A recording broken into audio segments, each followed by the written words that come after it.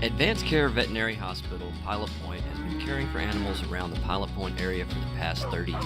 Large and small pets can expect a quality experience unmatched by other clinics. Advanced Care Veterinary Hospital of Pilot Point offers all the services you'd expect from your veterinarian. They provide preventative care, which includes vaccinations, flea, tick, and heartworm prevention. They also provide sick animal care, surgical, and dental needs with their full-service lineup. Good luck to the Bearcats this season from Advanced Care Veterinary Hospital of Pilot Point, where pets are family. For the best Mexican food experience, visit Uncle Beto's Mexican Restaurant on the corner of Liberty Street and Highway 377 in Pilot Point. Uncle Beto's offers the freshest and most authentic flavors that you can only find in the best Mexican cuisine. Dine in, or if you prefer curbside service, call Uncle Beto's at 940-686-0143 and order your food to go. Be sure to make Uncle Beto's a part of your game night routine either before the game or up until 10 p.m. on game night. Located in Pilot Point, Texas, the Chandler family has been making custom cabinets for over 40 years. As a team, Chandler Cabinets is committed to designing and building the perfect cabinets for you. They will make the process comfortable and stress-free by personally guaranteeing a superior product built on the standard of superior craftsmanship and immaculate customer satisfaction. From concept to completion, perfect form and function. Chandler Cabinets is an award-winning company with a reputation for consistent innovation at the highest level of design. You can find more information on Chandler Cabinets at chandlercabinets.net or on their Facebook page, Chandler Cabinets. How good would you be at something if you've done it for 150 years? Probably pretty good, right? Well, at Shape and Title Company, that's exactly how much experience we bring to the table on each and every closing. Helping you realize the American dream of owning your own home is what we do best. And when we say best, we really mean it. We've been voted Texoma's #1 title company 12 years in a row. So when buying or selling your next property, tell your realtor you want to use Chapin Title right here in Pilot Point. Go Bearcats!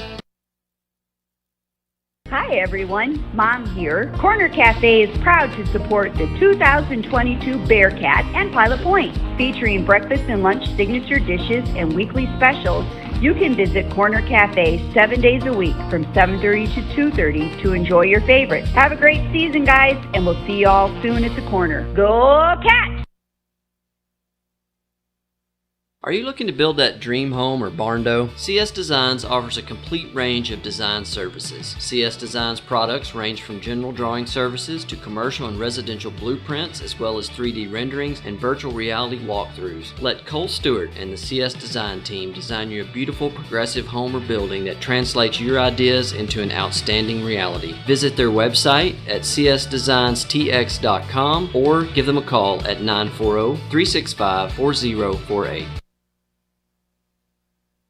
With 40 years experience, DC David Construction LLC is a general contractor specializing in custom metal buildings, cement work, remodels, painting, and almost any other application you may need. DC David Construction LLC takes pride in the high level of professionalism, knowledge, and craftsmanship you will receive on every job they do, large or small. DC David Construction LLC is fully insured and always willing to give you a quote. Call DC David Construction LLC today at 940-390-8656. Established in 2004, Ernesto's Fine Mexican Food has continued preserving its original home-style cooking and hospitable touch. Ernesto's family has roots in Mexico as well as Texas ties. Relying on those roots, Ernesto created his unique menu. Offering a variety of Tex-Mex favorites as well as Mexican specialties, Ernesto's won't let you down. So join them for home cooking, or as they say, Comida Cesar, in family-style service. Located at 10279 Farm Market 455 East, Suite 100, or at the corner of 455 and Highway 377 in Pilot Point. They look forward to seeing you, and go Bearcats. Do you need a maintenance check or emergency repair on a heating or cooling unit? Fowler Air is available to handle all of your heating, cooling, and ventilation needs. Fowler Air will work with you to find an HVAC solution that fits your needs by providing you with a full consultation, explaining all your available options so that you can choose the system that's right for your home or business. Give Fowler Air a call today at 817-487-2286 and schedule your service. That's Fowler Air, 817-487-2286. Since 1983, the Scott Walker Insurance Agency has been covering the insurance needs of Pilot Point. Regardless of what that need may be, they have you covered, offering homeowners, auto, life, farm and ranch, and commercial. Give them a call at 940-686-2692. That's Germania Insurance, the Scott Walker Insurance Agency, located just north of the town square at 211 Scott Lane in Pilot Point, Texas. Scott Walker Insurance Agency, always there to help.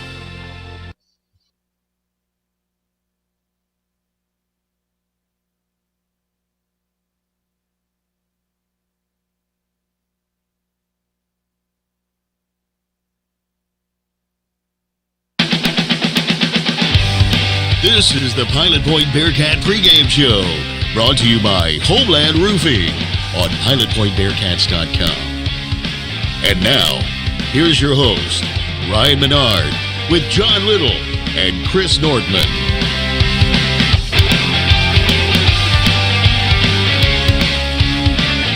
You're listening to the Bearcat pregame show, brought to you by Homeland Roofing on pilotpointbearcats.com. We're back, and it's the full crew. John is back. He's back in the great state of Texas from his travels to Helsinki. Is Nokia bringing the brick back? Well, Ronnie, if you mean the Nokia 3310, the famous brick from like year 2000 brick phone, no, we're not bringing that thing back. But you will be happy to know that my jump shot, my basketball brick, is live and well, and that's me bringing it back to sports right there. Yeah. Well, one last thing before we get started, Nordy, is everybody in the Nortman household fed? Everybody's got food. Nobody's going to be microwaving in the middle of the show. Yeah, definitely. We ate dinner a little earlier tonight. We did not eat dinner during the pregame show. The microwave's turned. There's nothing in it. My wife Jackie is in the bed watching TikTok. She said she wasn't going to watch any shows, and she was going to be as quiet as possible this week. So we'll see. We'll see what she does. Okay, all right. Well, hopefully she doesn't get hungry in this 30 minutes. Go make some bacon John, here a little bit. Yeah, we'll get into some Bearcat football, John. You missed a hard-fought loss at Farmersville. Special teams was really what cost the Bearcats in that loss. A couple kickoff returns that we just couldn't field, little low squib kicks that Farmersville got on and took advantage of with touchdowns. And then the loss at home to a Bells team that, while they're a small school, they had some big fellas up front. And the Bearcats' defensive line really held the line of scrimmage fine. They weren't getting blown off the ball. But that wing T, man, it's tricky. But all of that non-district stuff is behind us.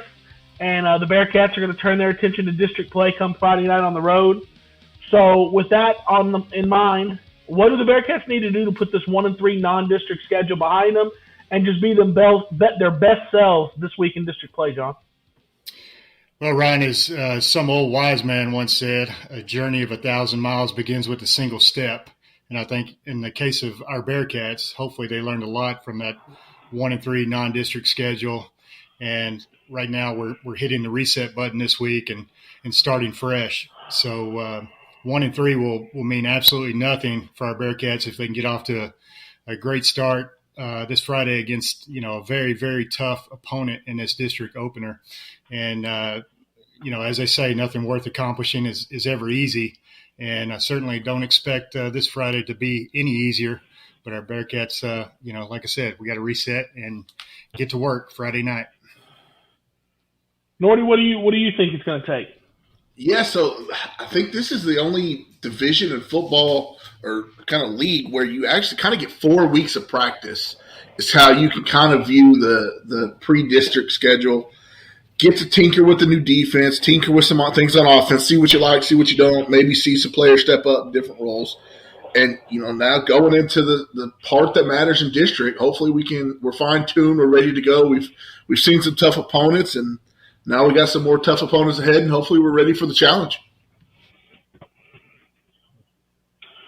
I think the most encouraging thing to me that I have seen was there weren't a whole lot of major gaps that you'd see in whether it be pass coverage, run defense, any of that stuff. I think the Bearcats need to this non-district schedule was a good reminder of staying on schedule and just having to do the little things right, because really in that Farmersville game, the little things are what cost them the opportunity to go on the road and get that win. The Callisburg game in the second half started getting away from doing the little things right, little penalties here, little penalties there that really helped Callisburg etch back into that game. So I think that's what they need to take from this non-district schedule to be their best selves come district play. Is the little things are just as important as the big things, and really the little things are the difference between 2-2 and 1-3 so far, and the little things can be the difference between squeezing in the playoffs this year or not making the playoffs at all. So that being said, let's look ahead to the district matchups this week. So district play starts this week. Paradise was 4-0 in non-district. They had wins over Lindsay, Munster, Godley, and Millsap. They take on the 3-1 Ponder Lions.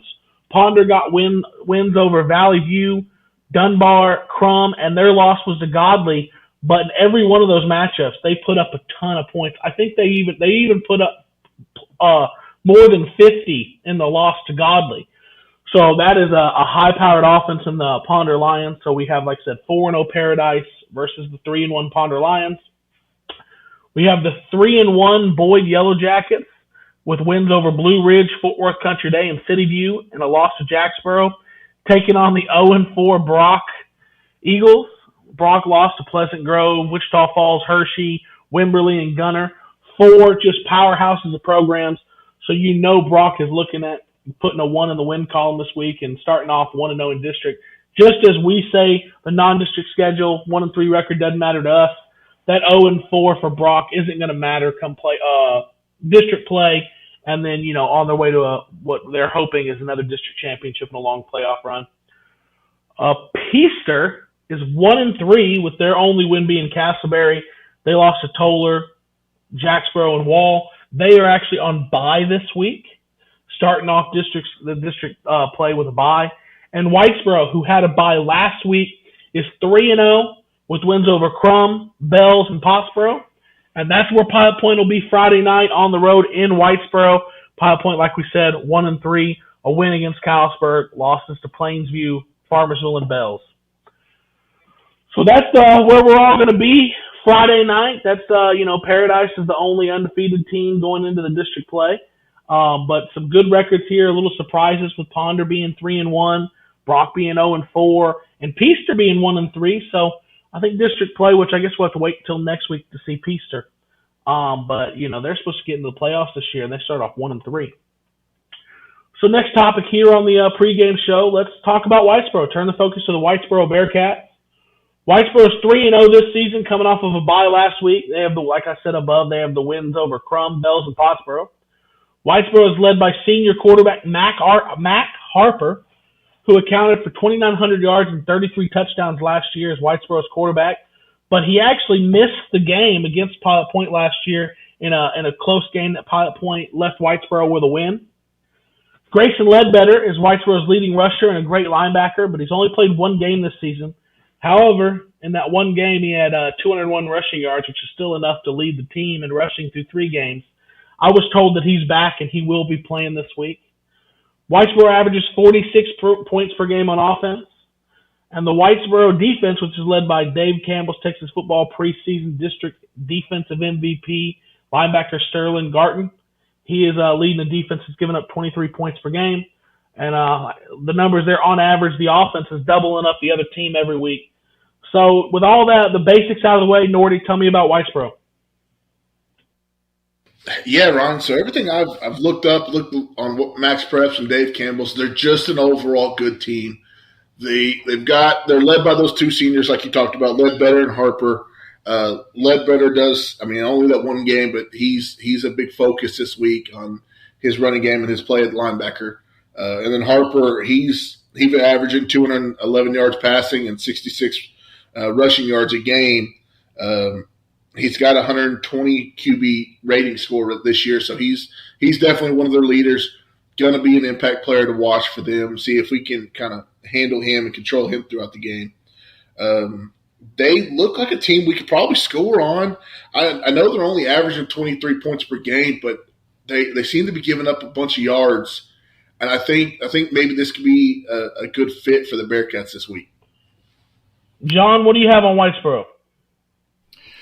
Yeah, I'm with Nordy as far as the fit. I think it's a much better matchup than that Bells team that we just played, because Bells is a ground and pound, and with our thin roster, that really did not bode well for us. I think if this Whitesboro team has any weakness, it's probably in the secondary. So hopefully White Smith and Aston Kirby and Crew Chandler can exploit that a little bit. But to me, I think by the end of this season, they're going to be talking about this as the best Whitesboro Bearcat football team in their history, because they've got studs at every skill position that you touched on with Mac Harper and Grayson, the running back, and Jace Sanders, the wide receiver and cornerback.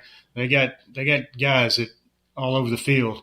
And so I think that they will exceed even last year's team. And last year they were 9-5, but they did go 4 rounds deep in the playoffs prior to falling to Brock in the second time in the rematch, 49-14 in the 4th round last year.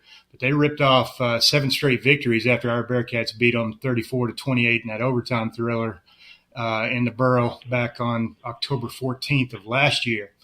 And we got them coming off of a hard-fought 42-21 loss to Brock in that game, the previous game last year. So maybe they were licking their wounds still. But this year they certainly aren't licking any wounds. As you mentioned, they ended up with a bye last week, so they got some unexpected rest. And I'm sure they were probably all eyes on the Bearcat game, so they've got a good scouting report, and they're well rested, and they're going to be ready to play against our Bearcats this Friday for sure. I agree. This defense that our Bearcats are running out there, when you play a gimmick offense such as Bell's, it's kind of hard to get a good reading on what your defense is like. So we'll take the Plainview, Callisburg, and Farmersville game. I think this defense is a very physical defense. We do a pretty good job of playing at the line of scrimmage. The 3 safety look has helped control the passing game.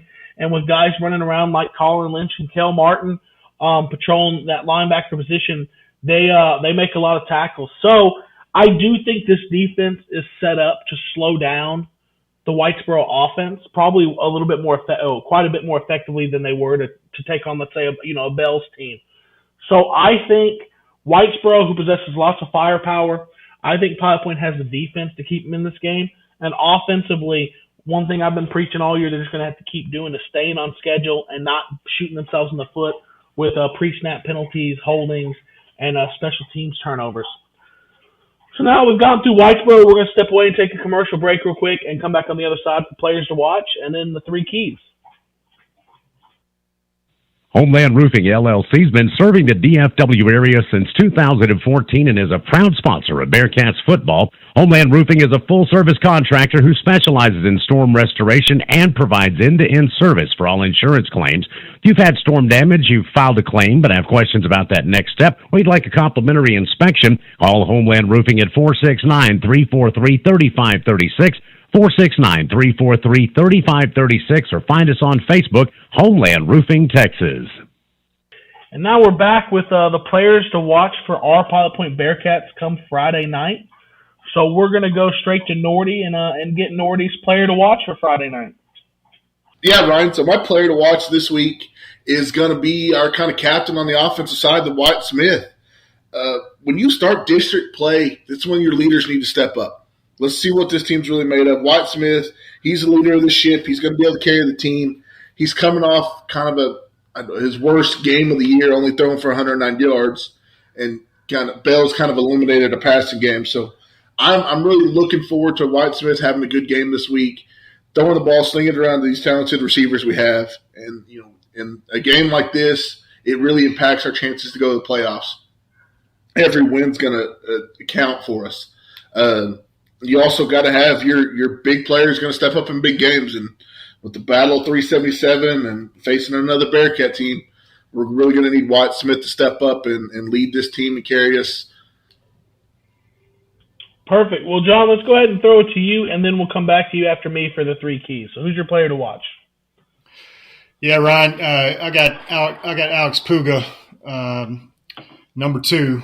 We're going to need our 5'8", 220-pound linebacker / H-back on offense to have a monster game on both sides of the ball.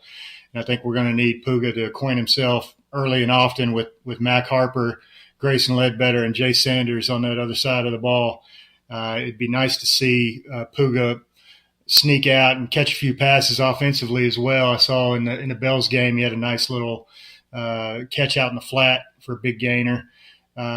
So I think he'll be a huge factor, and we need him to block his tail off for Gage Anderson and White Smith as well offensively. So for me, it's our guy number 2, Alex Puga. So similarly to last week, I'm going to do a position group. I'm going to do Cale Martin and Colin Lynch there. Those that linebacker level. Those two guys fly around. They play with great physicality. They make lots of tackles. And the two leaders on the offense are Grayson Ledbetter, a tough running back linebacker, and Mac Harper, who's the ultimate playmaker for Whitesboro. So I expect that those guys are going to have to fly around and be extra physical with those guys, especially a guy like Grayson Ledbetter who cherishes the physicality and is going to be playing on defense himself. Let's put helmets on them. Let's hit them, and let's make them pay for any time they decide they want to come, through the middle, and let the linebackers clean it up. And hopefully, the defensive line can hold their own like they have been and create that space for the linebackers to run. I've been extremely impressed with those two linebackers, Colin Lynch and Cale Martin, the way they run to the football and the physicality that they hit with, and that they're both really good tacklers in the open field as well. So I think the defense slowing down the offense is going to be as big a part of this game as the offense staying on schedule, because in the end there's a lot of firepower on that Whitesboro sideline, and our defense is going to have to neutralize that to give the offense a chance. We're just not as explosive as we've been in years past, so we are going to have to try to win some of these grind-them-out games. So Cale Martin, Colin Lynch, those are my players to watch Friday night. And now that we've got 2 players to watch, a segment that we have greatly missed because it's been, let's say, a little lacking since you've been gone, John. The 3 keys to the game. Chris gave it everything he had. He even,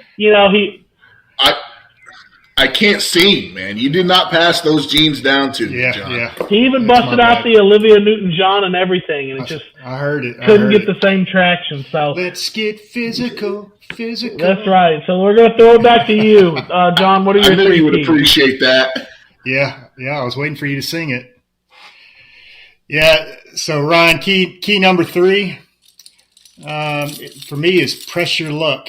A la my favorite TV game show from the 1980s and still around today in a remake fashion. Love me some pressure luck.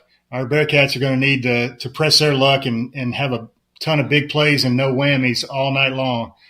We've already alluded to how good this Whitesboro team is, and our Bearcats are going to have to, be able to overcome. They're not going to be able to overcome any major whammies, and by whammies I mean turnovers, blown coverages, missed tackles, and key penalties. So they're going to have to play a clean game, and hopefully we hit the big bucks and we hit the big plays all night long. That's key number 3. So key number 2, I've got Battle of the G-Men, and our G-Man is Gage Against the Machine. Thank you, Caleb Marsh, for the nickname. Our sophomore running back, defensive back, number 7, Gage Anderson, of course, and he'll need to have his absolute best game of his young Bearcat career. And Gage's counterpart from the Borough is their own G-Man, Grayson Ledbetter. He's a senior running back, linebacker, who you alluded to, Ryan, had 201 rushing yards, and he had 2 touchdowns in his only game this season. That was 2 weeks ago. And Grayson also had an injury-shortened junior year, but he still had over 400 yards and 9 touchdowns in just 4 games last year. He's had multiple touchdowns in every single game he's played in the last 2 seasons. So the Battle of the G-Men is going to be one to watch for sure. And key number 1. Let me get my radio blaring here. Key number 1 to me is big energy.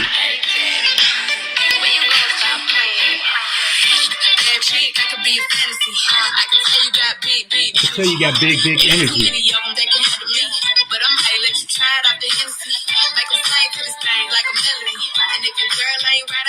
Hey, Bearcats, we could be your fantasy. I can tell Gage got that big energy.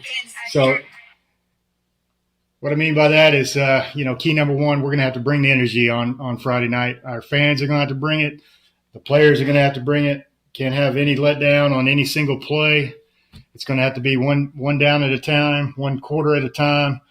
Can't slip up for one second.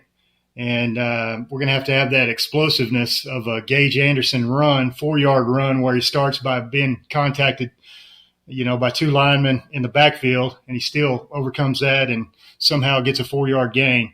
We're going to need the rest of the team to play to that level and have that kind of energy every single play. So I think it's going to be all hands on deck in this one, fellas, and for our boys to pull out the well-earned victory. They're going to have to live up to that moniker on the back of the helmet. We're going to have to be built different on Friday night in the Borough. Well, normally your songs are a lot of older stuff, classic rock. I kind of get it. I want to know where you're cruising around jamming that stuff to the more modern pop stuff. Oh, I forgot. I guess you do have teenagers, so. Yeah, I got it. I got a 17-year-old and an 11-year-old about to be 12. So I'm still somewhat cool. I'm still in my prime. Still in his prime. Well, you heard it here. John's still in his prime, and hopefully the Bearcats can hit their prime come Friday night on the road in Whitesboro. We'll be a little shorthanded again this week. John will be here, so John will be back on the color, and I'll be doing play-by-play. But Chris has decided that he's going to take a road trip, this weekend, so he won't be with us Friday night. Yeah, give us a little bit of extra incentive just to kick him while he's not there, so he can't say anything. That's right. But that's all we got for you tonight on the Bearcat pregame show, brought to you by Homeland Roofing. So we'll see y'all Friday night from the roof of the press box in Whitesboro, and go Bearcats! Go Bearcats! Go Bearcats!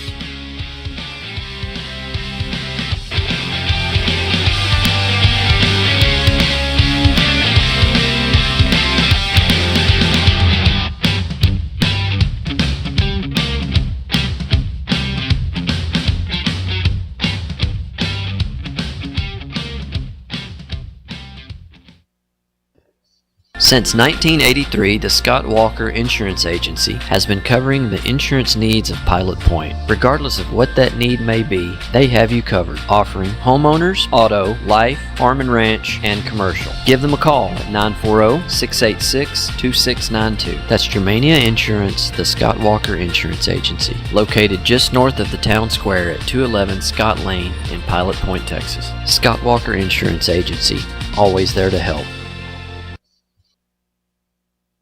Since 1958, Goki Pools has been a leader in family backyard living, specializing in new pool construction, repair, renovation, and weekly service, with a fully stocked retail store, exclusive Sundance Spa dealership, and now, complete outdoor living spaces. At Goki Pools, we are honored once again to have been voted Best of Denton. And with our highly trained personnel, we are large enough to help you with whatever swimming pool needs you may have, yet small enough to still be your hometown favorite. Goki Pools, locally owned and operated for over 60 years. Hello, Pilot Point, Texas. This is Pastor Dwayne Edwards at Grace Point Nazarene Church right here in Pilot Point. I want to invite all of you to come out and join us this Sunday, 10 a.m., right at 611 East Liberty. You can also join us on Facebook Live. Just go to Grace Point Nazarene Church. We start right at 10 a.m. We have ministries for the entire family, and if you want to find out more about us, just simply go to gracepointnaz.net. Again, that's gracepointnaz.net. God bless you, and go Bearcats! In photography, image is everything. That is why Gypsy Road Photography is the first choice in North Texas for wedding, prom, graduation, teen, and family photography. Gypsy Road is nationally recognized. Senior Inspire magazine named them one of the top 50 photography studios in the U.S., and their attention to detail is unmatched. You will find Gypsy Road's work in the Pilot Point game program with photographs of Pilot Point Cheer and the Pilot Point Bearcat seniors. So book your session today on their Facebook page, Gypsy Road Photography, where image is everything. Homeland Roofing LLC has been serving the DFW area since 2014 and is a proud sponsor of Bearcats football. Homeland Roofing is a full-service contractor who specializes in storm restoration and provides end-to-end service for all insurance claims. If you've had storm damage, you've filed a claim, but have questions about that next step, or you'd like a complimentary inspection, call Homeland Roofing at 469-343-3536, 469-343-3536, or find us on Facebook, Homeland Roofing, Texas. Russell Pelzel with Hometown Pharmacy has built a reputation on providing only excellent service and support to the Pilot Point community. You can depend on Hometown Pharmacy to deliver the best customer service along with a selection of quality healthcare products. When you use Hometown Pharmacy, you will work with a knowledgeable and understanding staff who will help you find the right products and solutions tailored to fit your lifestyle, as well as equipment that will integrate into your daily life. Contact Hometown Pharmacy at 940-686-0123. Hi, I'm Greg Pelzel. Here at Pelzel Printing, we do custom embroidery, custom screen printing, and promotional product. You can reach Greg Pelzel at 940-453-5443. Go Bearcats. Independent Financial offers big bank benefits with a hometown feel. Their personalized financial solutions can help turn life's challenges into new opportunities. Independent's business banking is powered for growth, and they support innovation and new ideas. Independent Bank's digital convenience allows you to bank how, when, and where you want. Independent Financial is the premier regional bank with 90-plus locations across Texas and Colorado. Independent Financial. Visit them at ifinancial.com. Independent Financial is a trademark of Independent Bank, member FDIC. Hi, I'm Chance Kirby with IRIC Real Estate Group. When it's time for you to buy or sell a home, I would like for you to consider IRIC Real Estate Group as your brokerage. Our experienced agents are all from the Pilot Point area and are best equipped to serve your real estate needs. Be it residential, commercial, or ranch properties, we have an experienced agent that is willing to help you. We've been Pilot Point's real estate choice for over 70 years. We would love the opportunity to be yours too. Hi folks, this is Judd Kirby, your local mortgage guy. Are you looking for a local mortgage lender that will treat you like family and help guide you through the home buying process? Whether you are looking to get pre-approved for a home loan or refinance your current mortgage, I am here to help you. I am locally located and truly care about the communities I serve. Give me a call today to get started at 940-600-2398. That's 940-600-2398. Whether you're looking to buy or refi, Judd your guy. If you're looking for a true family atmosphere to work on your physical fitness, Kanos Community CrossFit is the place. This veteran-owned business features a staff that is certified in personal training, Olympic lifting, as well as Level 2 CrossFit certified. Classes are available as early as 5 a.m. and as late as 7 p.m. on weekdays, Saturday mornings as well. One-on-one personal training is available upon request. You can find them on Facebook at Kanos Community CrossFit. Reach out via phone at 940-305-9976. Kanos Community CrossFit is the place to go. For nearly 50 years, Mark's Body Shop has been providing auto body repair services to the North Texas area. We offer hail dent and auto collision repair, as well as other auto body services right here in Pilot Point. You can count on Mark's Body Shop certified technicians to provide complete collision repairs that will make your vehicle look like new. If you ever need auto body service, well, come see us at 1112 North Highway 377 in Pilot Point, or call us at 940-686-5194 for your free same-day quote. Go Bearcats! Enjoy that old-time country feel at the Martin General Store, located in downtown Pilot Point on the historic Pilot Point Square. The best way to describe the general store is it has a little bit of everything, from Circle-y candles to specialty jams, dressings, sauces, home decor, kitchen decor, goat's milk soap, jewelry, a large assortment of old-time candy, nostalgic toys and books, pet toys and treats, greeting cards and gift wrap. She also serves cold drinks, and last but not least, Beth Marie's ice cream. That's Martin General Store, a little bit of everything. Pilot Point Bearcats, this is Chris Todd, one of the pastors at Midway Church on 377, located between Pilot Point and Aubrey. And I just wanted to invite you and your family to come join us at Midway, where you can expect to be welcomed, be encouraged, and to be loved. We meet every Sunday at 9:30 or 11 a.m. and have special services for your kids Wednesdays at 6:30 p.m. We exist to help people live fully for God. And if you want to find out more info on what we're all about, you can always visit midwaychurch.org. Go Bearcats! Hello, Bearcats. This is Steve with Mustang Baptist Church in Pilot Point. And on behalf of our pastor, Coach G.A. Moore, and our staff and church family, we would like to invite you to a community-wide revival September the 18th through the 21st, Sunday morning at 10:30 a.m. and nightly at 6:30 p.m. Pastor Mike Say from Big Spring, Texas will bring the word, and Steve and Valerie Carey from Salina will bring the music. Won't you come? You will definitely be blessed. Mustang Baptist Church, 13335 Mustang Road in Pilot Point, at mustangbaptistchurch.org. The views and opinions expressed by Ryan Menard and John Little are those of the broadcaster and do not necessarily reflect the official policy or position of Pilot Point Independent School District or PilotPointBearcats.com. Any content or comments provided by our broadcast team is their opinion and is not intended to malign any religion, ethnic group, club, organization, company, individual, anyone, or anything. This broadcast of Pilot Point football may not be retransmitted, reproduced, rebroadcast, or otherwise distributed or used in any other form without the expressed written consent of PilotPointBearcats.com.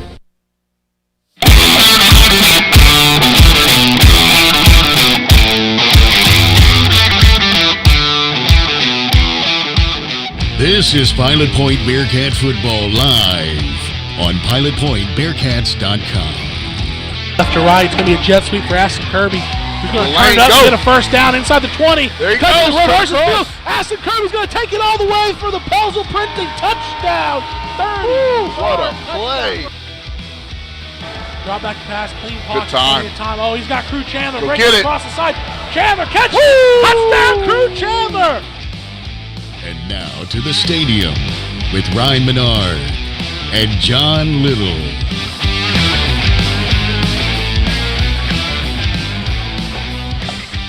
We are live. Good evening, Bearcat fans. This is Pilot Point Bearcat football on PilotPointBearcats.com. We open up district play tonight with the Battle of the Bearcats. We're on the road where our Pilot Point Bearcats are taking on the Whitesboro Bearcats. Back with me tonight is Mr. 29 himself, the minister of 90s Bearcat football, John Little. Yes, John, sir. Good to have you back from Scandinavia. the Nordic region, my Yep. friend. Well, Whitesboro, we've been talking about them since before the season started. They're not just kind of the dark horse of this district, kind of the dark horse of the region, and a lot of people expect them to finish second in this district and maybe even give Brock some fits. So that being said, you know they want to come out tonight and put on a good performance starting district play. What will it take from our Bearcats tonight to give them a run for their money? Yeah, Ryan, I think tonight's going to take a monumental effort in all phases of the game for our Bearcats to pull out the victory. We're not going to be able to get away with any bad penalties or turnovers. We're going to have to play a clean game. And as I alluded to in the Homeland Roofing pregame show, I firmly believe that this could be the best Whitesboro Bearcat football team that they have ever fielded. Of course, Whitesboro, I think, has only had maybe 10 or 11 years in the playoffs, but they had a great team last year. They got hot. I think they ended up 9-5, but they went 4 rounds deep in the playoffs. But they're senior laden this year, and there's a lot of season left to play, a lot of things yet to play out, and of course, the injury bug could hit anybody. But I'm telling you, this Whitesboro team to me is no dark horse. To put things in perspective, Whitesboro beat Bells, of course, 31-27 back on September 2nd. And then, of course, Bells took care of us last week, 56-19. So by pure scoreboard comparisons, we could be in for a long night. But let's remember that the matchup's much better, I think, for us tonight, as Whitesboro likes to run more of a spread-style offense, and our defense that Coach Burris has implemented specializes in stopping more of the modern offenses. So the style of play tonight will be much different look and feel from that Bells game last week. Yep, they say styles make fights, and last week the matchup that Bells presented was just not something that even Coach Burris has had much much experience with. He did mention before the season started, they interviewed him, and he talked about he had seen it once or twice, but it's really not something that he was super familiar with. So he was going to see what he could go back on, and in his, it was his first time really calling a defense against that sort of defense. So this matchup we all like much better for our Bearcat defense, who's performed really well this year. Even in last week's matchup, they didn't get pushed around at the line of scrimmage. It was trying to find the ball, trying to, linebackers found themselves in positions to kind of catch the running backs coming through the line of scrimmage, as opposed to bringing the helmets to them. And that wasn't a lack of physicality on our part. That's just trying to find the ball. That ended up being what happened a lot. So if memory serves me correctly, in this matchup last year here in Whitesboro, Mac Harper, the starting quarterback for the Whitesboro, got hurt early in last year's game, and we saw a lot of the backup quarterback who could definitely sling the football. He could throw it, but he didn't kind of bring the explosivity on the ground. He didn't bring the dual threat that Mac Harper brings. So Mac Harper is back. He's the more versatile playmaker. How do the Bearcats neutralize him and the other Whitesboro playmakers like Grayson Ledbetter? Yeah, for me, Ryan, I think it's a matter of picking our poison. And I'd really prefer that our Bearcats commit to stopping this Whitesboro run game and really force Whitesboro to live and die by their passing game. I just think if Grayson Ledbetter, Mac Harper, Jay Sanders, their triplets, as it were, get going on the ground, then it could be a long night for our Bearcats. So, I think we're better suited to make plays in secondary against these guys, but that's easier said than done. Of course, Whitesboro is capable offensively, and they're 3-0 and averaging 34 points a game and scoring in a variety of ways. One thing about this defense that I think presents a modern offense challenge, especially something where the quarterback likes to, read keys and maybe run the ball, maybe RPOs, is the 3 safety look allows you to put an extra man in the box from a variety of different ways. It's not a traditional look, so we might have 3 high safeties. Well, that might be a run look, but are we going to bring the middle safety down and run support, or you bring either edge down? So you can kind of add hats to the box on either side, anywhere along the defense, which creates a little bit of confusion in your quarterback having to make, if they do run any RPOs out of the spread offense, it makes that read a little bit tougher, because your read might be the linebacker, but you may not take into account that deep safety is taking a step up. Yep. And in the run game, it changes things. So who are the line accounting for? Who are they going to count as in the box and out of the box? So all that being said, and with this our Pilot Point Bearcat team that's been pretty physical on both sides of the ball, we could come out and really play well defensively and keep this a game. And remember, last year was a game went into overtime. And a lot of these Whitesboro Bearcats are back from last year, so, they remember that. But they remember losing to this Bearcat team last year. So we'll see how they come out with that. But let's get into the history between these two programs. Pilot Point has played Whitesboro 47 times in school history, with Pilot Point holding the advantage 31-14-2 in those 47 games. And in the last 10, Pilot Point holds a slim edge, going 6-4. In the last 10, Whitesboro 2 years ago upset Pilot Point at Pilot Point when Pilot Point was the favorite. Last year, our Bearcats came into here and upset these Whitesboro Bearcats, who were the favorite, in overtime. So this one, the Whitesboro Bearcats are the favorite, and we're back here. So I'd like to see, potentially that happen again. Last year, the game was 34-28. Like I said, overtime win for our Bearcats. And with that being said, we're going to step away, take a commercial, and come back on the other side with the weather at game time and then the looks each team is sporting. For nearly 50 years, Mark's Body Shop has been providing auto body repair services to the North Texas area. We offer hail dent and auto collision repair, as well as other auto body services right here in Pilot Point. You can count on Mark's Body Shop certified technicians to provide complete collision repairs that will make your vehicle look like new. If you ever need auto body service, well, come see us at 1112 North Highway 377 in Pilot Point, or call us at 940-686-5194 for your free same-day quote. Go Bearcats!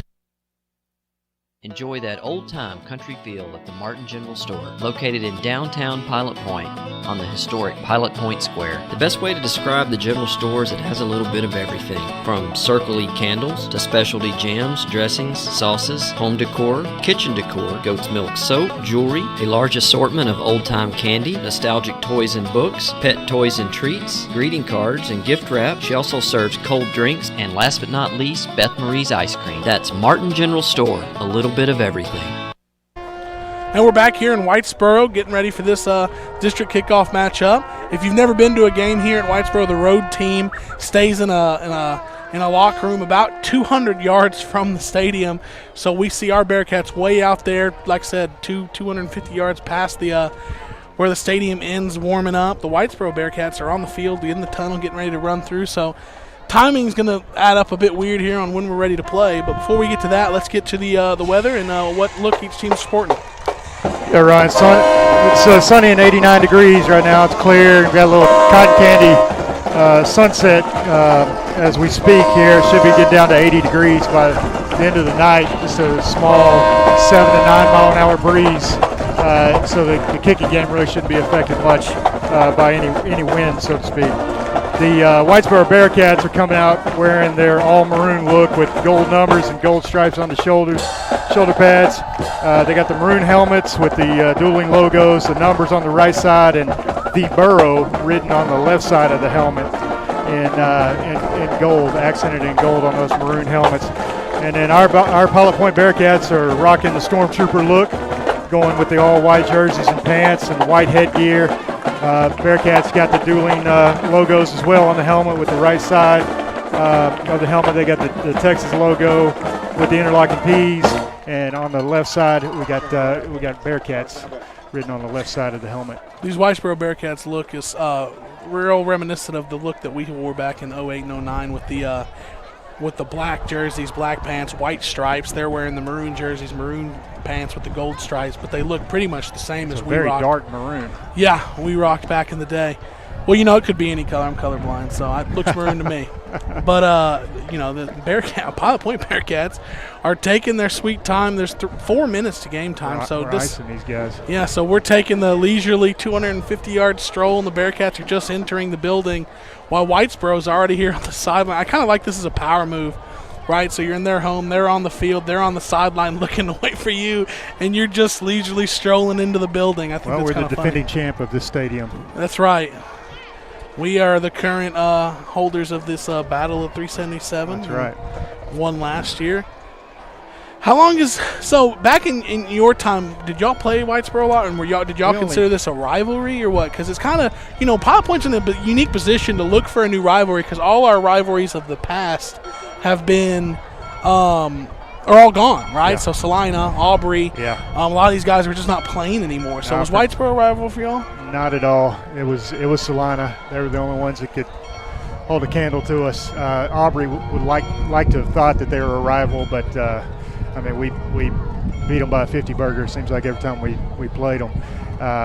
We did play Whitesboro in basketball and baseball is always competitive, but football, I don't think they were ready for the early 90s Bearcats.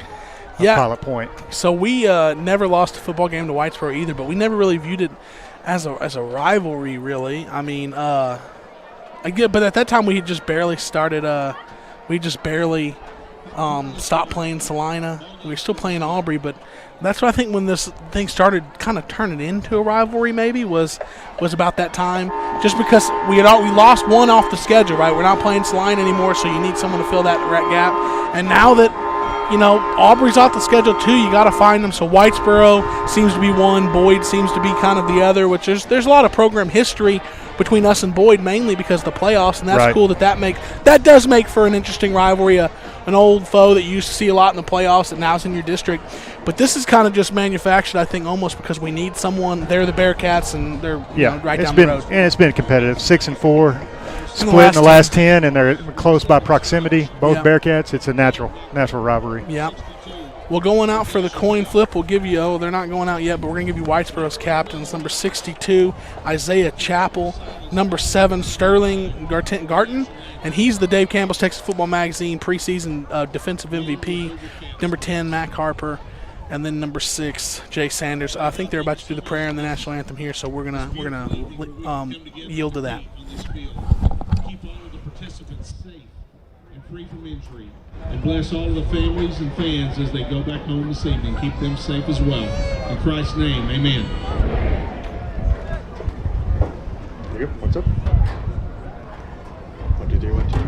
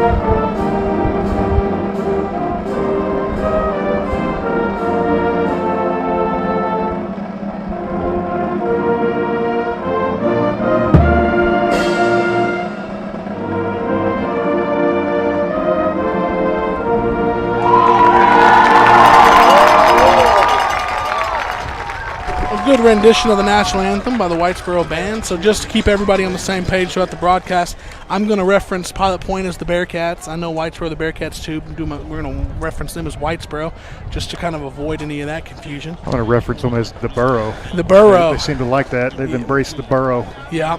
Pilot Point captains, number 20, Crew Chandler, number 9, Aiden Hamlin, number 14, Onder Witherspoon. And only 3 captains tonight for the Bearcats. Not all seniors either, so it looks like we just cycle them out every week. Different players get to go represent at the coin flip. They're at the midfield with the Whitesboro logo, which is like the Wisconsin W, but it looks like they have the little tears through it like a Bearcat took a swipe at it and give it a little bit of edge. And that Whitesboro gold. Pilot Point has won the toss and has elected to defer, which means unless they've messed up, the Whitesboro is going to receive the opening kick. So you're listening to Pilot Point Bearcats on pilotpointbearcats.com, and we are going to get ready here to do the Southern Junkies kickoff. Been a few weeks since you got to watch some high school football, John. I know. I've missed it. They don't have any of that in Helsinki? No, they don't have not much high school football. Well, they got a different type of football. The one played with only their feet over in Finland. Yeah. They're more into ice hockey than anything else, man. They put out some good hockey players. Yeah, for sure. got Stars. Got a bunch of them. From Espoo. That's kind of the Plano of Helsinki, if you will. Espoo. That's where Heiskanen, I think, is from. Miro. Good. Stars great. Yep. We're getting ready to kick off this first quarter, brought to you by Ernesto's Mexican Restaurant. And Whitesboro's got the kick return team already out there along the goalkeeper pool's 50-yard line. For all those listening, subscribe to the channel and join the Sunset Pool subscriber chat line. Last week we had lots of entertaining second half things going on in there, so let's get everybody active in there. Yeah, see Steve Sparkman's in there. Caleb Marsh, our super fan, is tuned in from the Music City. Voiceover extraordinaire, Steve Sparkman. I guess he's a little under the weather tonight, so glad to see him tuned in at least. Elias Alejos has it teed up for the Bearcats. Let's get off to a better start on this on the opening kickoff than we did last week, Ryan. Yep. What do you say? Looks like number 8, Max Parker, is one of the 2 men back to return it. Get the other, but this is not going to low line drive. They're going to let it go, and let's see where it goes out. And it, unfortunately for the Bearcats, is going to roll out of bounds. If it was a punt, it would be great, but the kickoff rolled out of bounds at about the 3-yard line, so it's going to give Whitesboro good starting field position. Yeah, and Max Parker made a smart play right there, watching that thing go out of bounds on the 1 or 2 yard line. If he would have fielded it, they're going to request a re-kick. I'd just take the field position, wouldn't you? All right.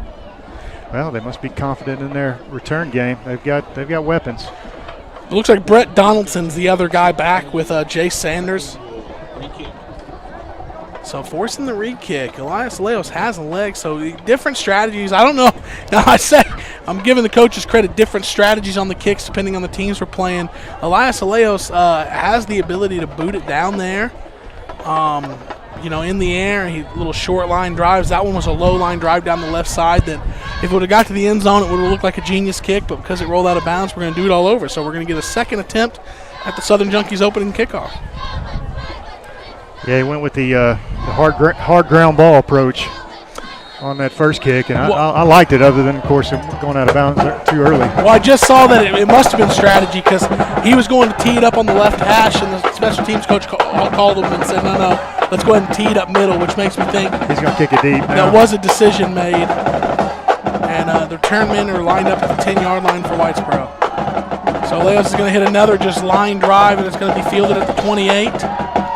And no real forward momentum ever for the return man. I don't know if he just wasn't interested in getting hit, but he's only going to bring it from maybe the 28 to the 38, and he's going to get up limping on the return. Number 5 for Whitesboro, Kassan Williams. Cooper Locke on the tackle there. Like I said, I think he was waiting for his blocking to mature in front of him, and it just didn't happen before he got tackled. So Whitesboro is going to have it 1st and 10 at their own 39 on the right hash to start this one. Mac Harper is the quarterback for Whitesboro. They do the thing where they send the center and a receiver out early, get to the line of scrimmage early, similar to Bell's. Snap, and it's going to be a jet sweep. No, it's going to be play action pass, come back to throw. They're taking a shot and they early. have a man down the left, a wheel route down the left side. Confusion for the Bearcats. and that's going to be a one-play touchdown for Jay Sanders. Going to go 61 yards. The play action, that was the jet sweep, man, and he just continued up on a wheel route, got lost in coverage, and was wide open. And the thing that made that play, though, was the time Mac Harper had in the pocket. Yeah, he had all day, Ryan. We both thought it was going to be a jet sweep, and so did all the Bearcats, and we lost coverage there on that far side, and it was wide open on that wheel route. Yeah, they had a crosser that was covered. They had a guy going down the left hash that was covered, but it was that wheel route down the numbers. Oh, and that's going to be a fake kick up the middle. The kicker, number 7, Sterling. Now, when you have your star middle linebacker as the kicker, you can do things like that. Well, after one play in the game, 11:41 left in the first quarter. It's already Whitesboro 8, Pilot Point 0. Hey Bearcat fans, this is Coach Marsh. I know that whenever practice is over and I get home late, the first place I think of is Nick's Italian. You can go to Nick's Italian or you can call it at 940-686-2520. You get great quality food at a great price, not to mention the friendly service that you receive from Nick and his staff. Next time you're hungry and you don't feel like dragging out all those pots and pans and trying to cook for a family of 6, call Nick's Italian and they'll take care of you. Support a veteran-owned business in Nick's Italian. Go Bearcats. Do you love the arts? How about a great Broadway play or live music at a great local venue? Then you're going to fall in love with the Garage Door Theater, located in the original 1894 Opera House on the historic Pilot Point Square. Newly renovated and rebranded, the Garage Door Theater enables theater participation for children and adults alike while promoting theater arts education. You're going to love it. Just ask our newest partners, Pilot Point ISD and Pilot Point High School. The Garage Door Theater at the Pilot Point Opera House. For more info, garagedoortheater.org. And we're back here getting ready to return the Southern Junkies kick. One thing we've seen throughout the Bearcats season so far is a little bit of trouble sometimes fielding some of these kicks. Just the low line drivers. There's a big gap between where the front line is lined up on the goalkeeper 50 and the next line at the 30. And that little in-between area, where this one's pooch kicked, is always the hot spot. Andre Witherspoon fair catches it at the Bearcat 35-yard line, where Pilot Point's going to take over. Yeah, Ryan, I tell you, Whitesboro, they didn't take any time. We didn't even get our chips and queso yet from Ernesto's Mexican food as an appetizer before Whitesboro put up 8 points on the board. It looks like they're coming out hot and heavy, ready to play this game. Independent financial starters for the Bearcats, left tackle number 52, Cole F. Wyatt Smith is your quarterback. Eddie Batista is your center. Ryan Riney is your right tackle. Drop back. Play action by the Bearcats. Looking to throw deep slant route. Aston Kirby over his head and he knocked down. Number 77, Manny Segundo, is the right guard. Number 54 is the left guard, Angel Salazar.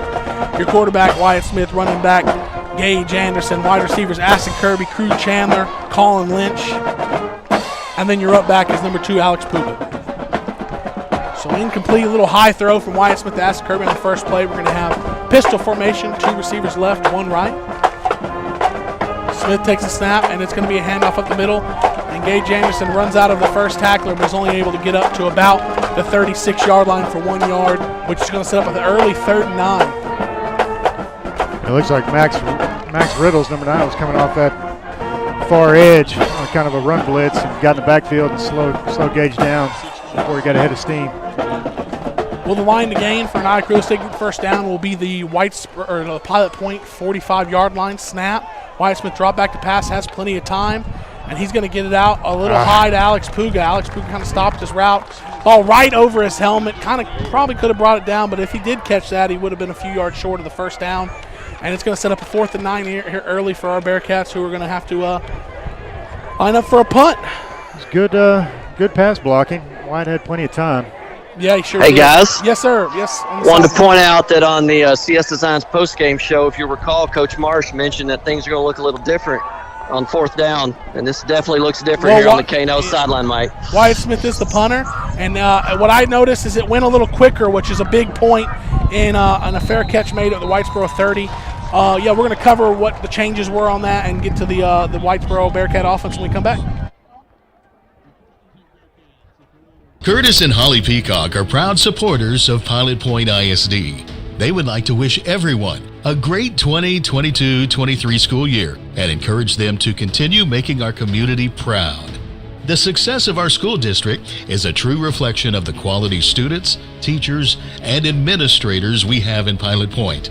And as always, It's a great day to be a Pilot Point Bearcats. And we're back here for Whitesboro's first down at the Whitesboro 31-yard line.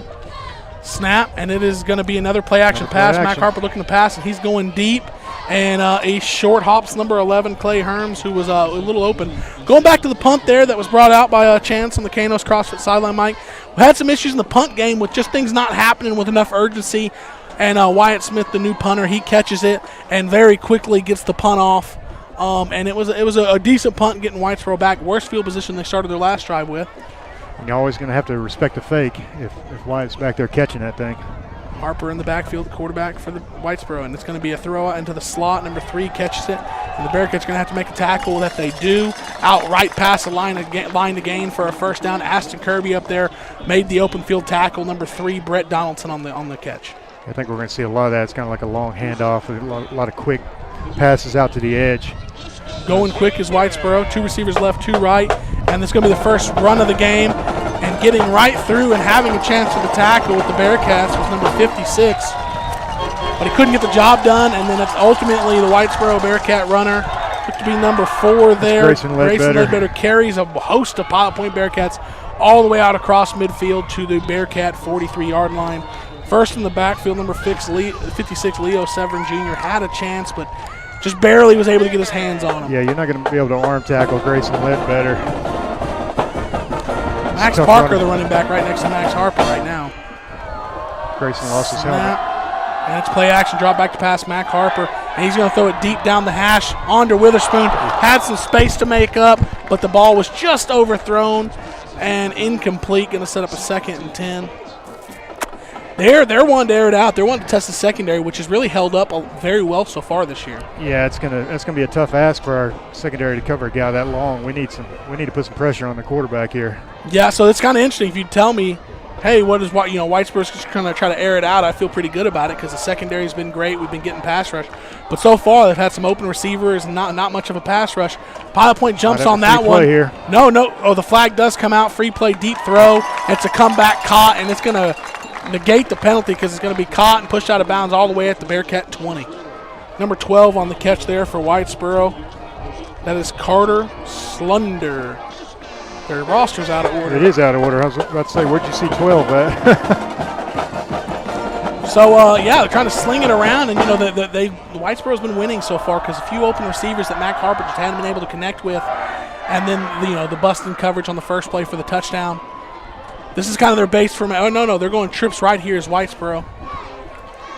Trips right, one receiver left. I'm guessing they're going to go back to Grayson Ledbetter, number 4 here. Ball at the Bearcat 20. And it's going to be another play action. Mac Harper's going to roll out to his right, looking down the field, and he's just going to sling it out of bounds.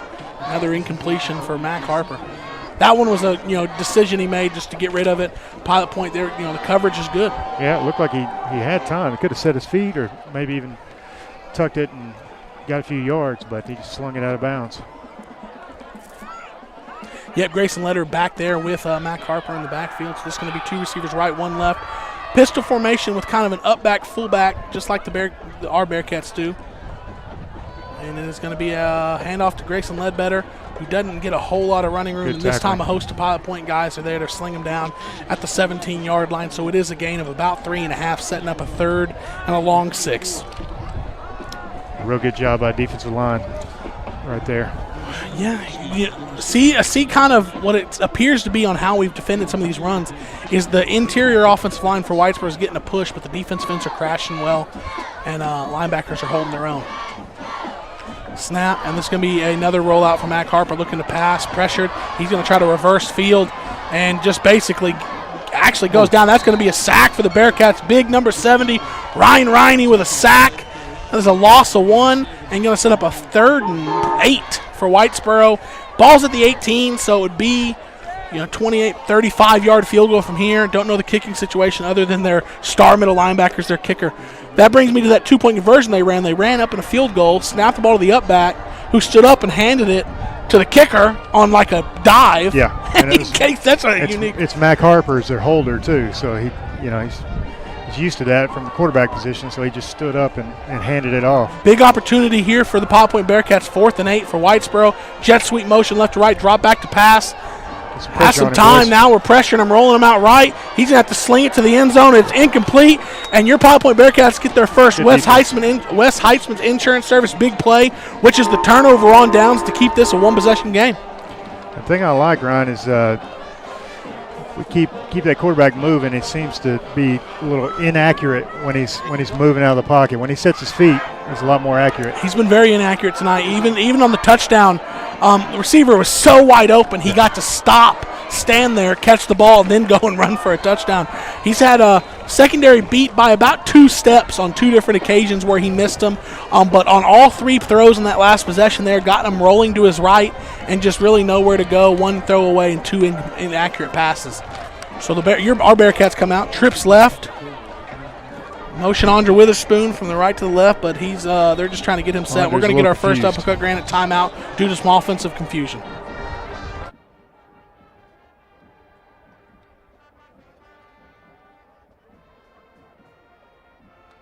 Point Bank proudly supports the 2022 Pilot Point Bearcats football team. Open your real free checking account with Point Bank and show off your Bearcat pride with a Point Bank school logo debit card. Additionally, Point Bank is now offering credit cards. Choose your premier rate or rewards and enjoy metal cards with one of the lowest rates in the market, along with in-branch servicing for your convenience. Subject to credit approval. Visit pointbank.com for details. Point Bank. Your neighbors love us. You will too. Member FDIC.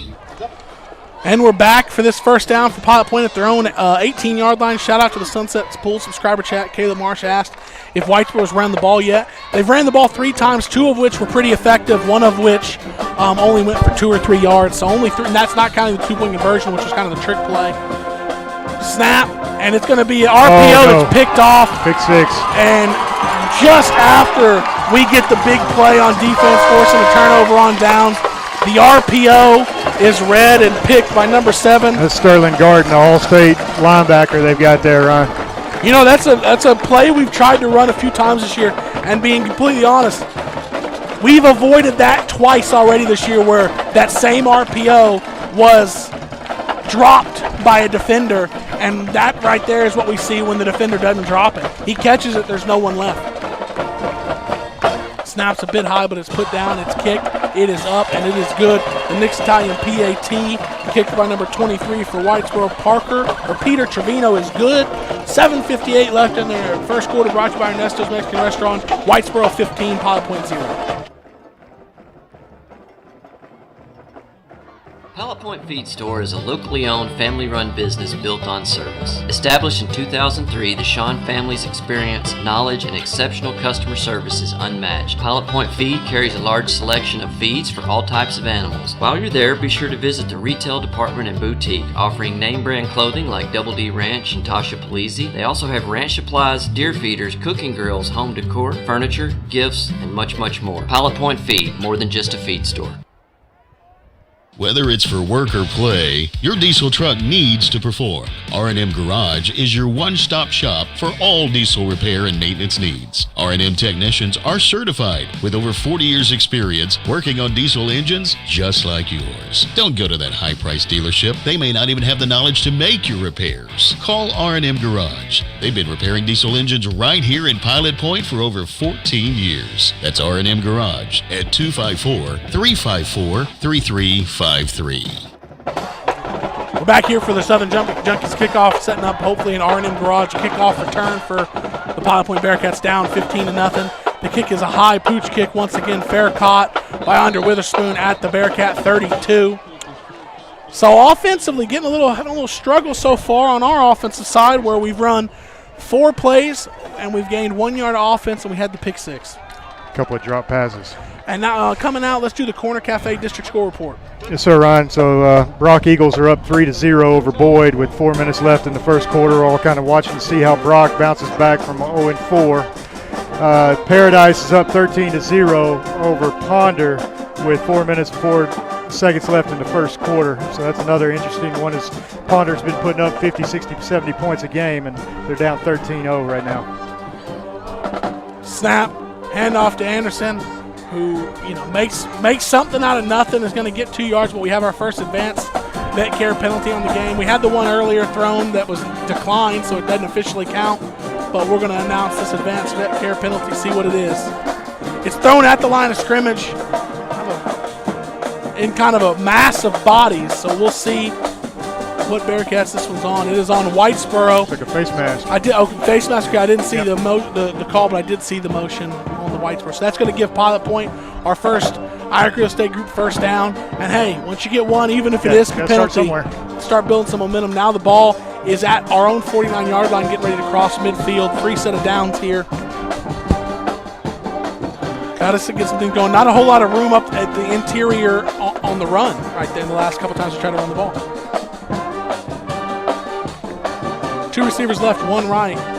Smith takes a snap, and it is going to be a handoff. Gage is going to try to find a room. Runs in the back of his own offensive lineman, is able to spin off of it and get into Whitesboro territory down to about the 47-yard line. That's about 4 yards there on that first down carry. And Whitesboro was bringing pressure off that far side. Gage did a good job of eluding that pressure. Nice little spin move to get a nice 4-yard gain. Change on offense I've noticed so far. Colin Lynch, who hadn't played much offense, when he does, he's been playing running back. He's been getting some reps at slot receiver tonight, and we've moved Aston to the outside, which Aston has been playing more slot so far this year. Snap, and it's going to be another run. Anderson sidesteps, then runs out of another tackler, gets low and explodes forward, out across the 45 down to the Whitesboro 44. Going to set up a 3rd and 2. Line to gain is, if you got the 41 of Whitesboro, you'd have more than enough for an Iowa State group first down here. So 3rd and 2. Whitesboro getting close to the line of scrimmage there. A little check with me. And Sterling Garden was aggressive again on that last play, Ron. He's in our backfield. Ryan did a good job picking him up, though. So false start, advanced care penalty by our Pilot Point Bearcats. It's not illegal. It's something you got to deal with as an offensive lineman. The defense has a right to shift. They have a right to entice you to jump as long as they don't kind of like mock the snap, and as long as they don't jump into the neutral zone, it's totally legal. And right there, Whitesboro's motion up front pre-snap got Pilot Point to jump, which is going to change a 3rd and 2 to a 3rd and 7. I don't think Wyatt Smith did the Baker Mayfield right there and told them it was cute when they did their little shift. Drop back to pass. He's going to step up into the pocket, and there's a flag that's going to come out. Might be a hold. The completion is at the line to gain for what would be an Iowa State group first down for Pilot Point, but we're going to see what the advanced vet care penalty is. I believe in just the location, it makes sense. It would be a hold on the left tackle. Yeah. That's what they got. That's what it is. So we've talked about it. I've talked about it a lot on the broadcast. We've mentioned it on the Homeland Roofing pregame show. This offense is efficient. We can keep going, but what we're just not built to do is overcome penalties. So we had a 3rd and 2 that has now turned into a 3rd and 17. And this offense is just not built for that. Yeah, it just negated Wyatt's effort to scramble out of that and find Aston for what looked to have been a first down. Where the line judge was, it was marked at the first down line to gain. It would have been a Bearcat first down. But the first time we've seen Whitesboro get a little bit of pressure in the pass, this time they're only going to bring 4. Nope, a little stunt, but they stunt away from the rollout. Deep pass out there caught, and that is going to be caught by Aston Kirby, 1 yard shy of the line to gain. That's a bad spot. They just spotted him about a yard and a half behind where he caught the ball. Yeah. So instead of what a 4th and 1, instead of the 4th and 1 that it should be, it's 4th and 3 at the Whitesboro 44-yard line to gain would be the 41. Where are you there down there, Chance? So you're on the other side. I was wondering if you got a view of that, but from right here, it's right in front of us. I was going to say it's not. I'm under the goal, so you guys have a better view. It's than right in front of us. That was 2 yards behind where he caught the ball. Snap. Wyatt Smith going to drop. Couldn't get rid of it quick. Now he's going to try to roll out, and he's going to throw it back on the 4th down. Turnover on downs. Tried to get it back to Colin Lynch, and he just couldn't get it all the way. Turnover on downs. Whitesboro's going to take the ball. Flag. Yes, sir. Isn't there one right there under the feet of all the Whitesboro players? Is there? I see something flag colored. I don't know if it looks like a flag. It looks like a. It doesn't look like maybe a flag. Maybe it's a backup quarterback penny they've been wearing on the sideline or something. Yeah, it doesn't. I see what he's talking about. Yeah, it's right there in front of the ball boy there. The referees are. I wonder they are grouping up together. Pilot Point's defense is already on the field. They are caucusing about something. They're pointing. Lots of pointing. Looks like we may be about to get the call here. They're moving the Bearcats back. For what? I mean, what could possibly be the penalty that would give Whitesboro a better field position? They haven't even made a call. But okay, now they're talking to Coach Peacock. The intentional grounding, the receiver was right there. How is it intentional? Colin Lynch, the receiver, right, number 3, was within 3 yards of the football. And how does that guy throw intentional grounding? That's a horrible call. How does that guy throw intentional grounding? The intentional grounding is thrown by the guy behind the quarterback. This is down here on the 45-yard line. The intentional grounding penalty was pretty close to our receiver. Oh, Lord. The flag wasn't as close to our receiver as the ball was. What? There's still a Pilot Point Bearcat coach on the field on the numbers down there demanding. So the only guy down here that could have thrown the flag is the line judge. It doesn't make any sense. It didn't make any sense. The receiver was there. I don't think I don't think Wyatt Smith was out of the pocket, but the ball got past the line of scrimmage, and Colin Lynch was 3 yards from the ball. The line judge is asking himself, where is my left hand right now? What? That was strange.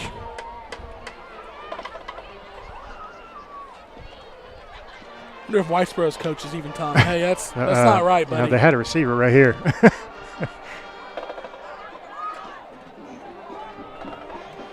But in what world is the line judge throwing a line judge? It's 3rd and 17, or it's 4th and 5, sorry.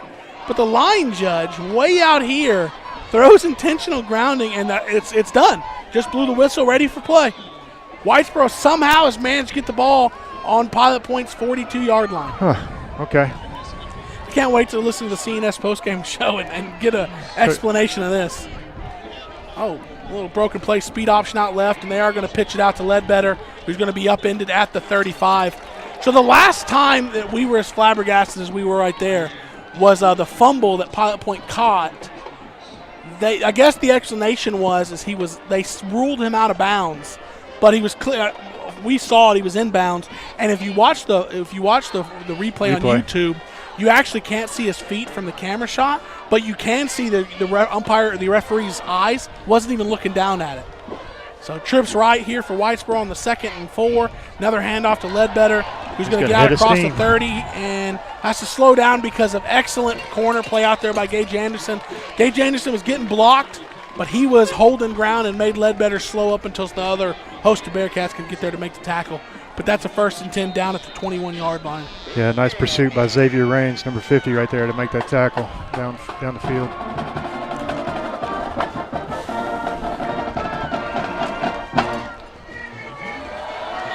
Hey guys, that's not Xavier Raines. Oh, sorry. Who was that? Who was that, Scoops? Number 7, right? It's number 50. Ryan has it. Quick snap, throw out into the flat, and Gage Anderson comes and makes the tackle. Chance, I reprint my roster every week, so my handwritten notes from one week to the next shouldn't really make it. That was number 50. Nice tackle. I'm sure we'll get that name. That was Gage Anderson on that last tackle. Upended number 11 there.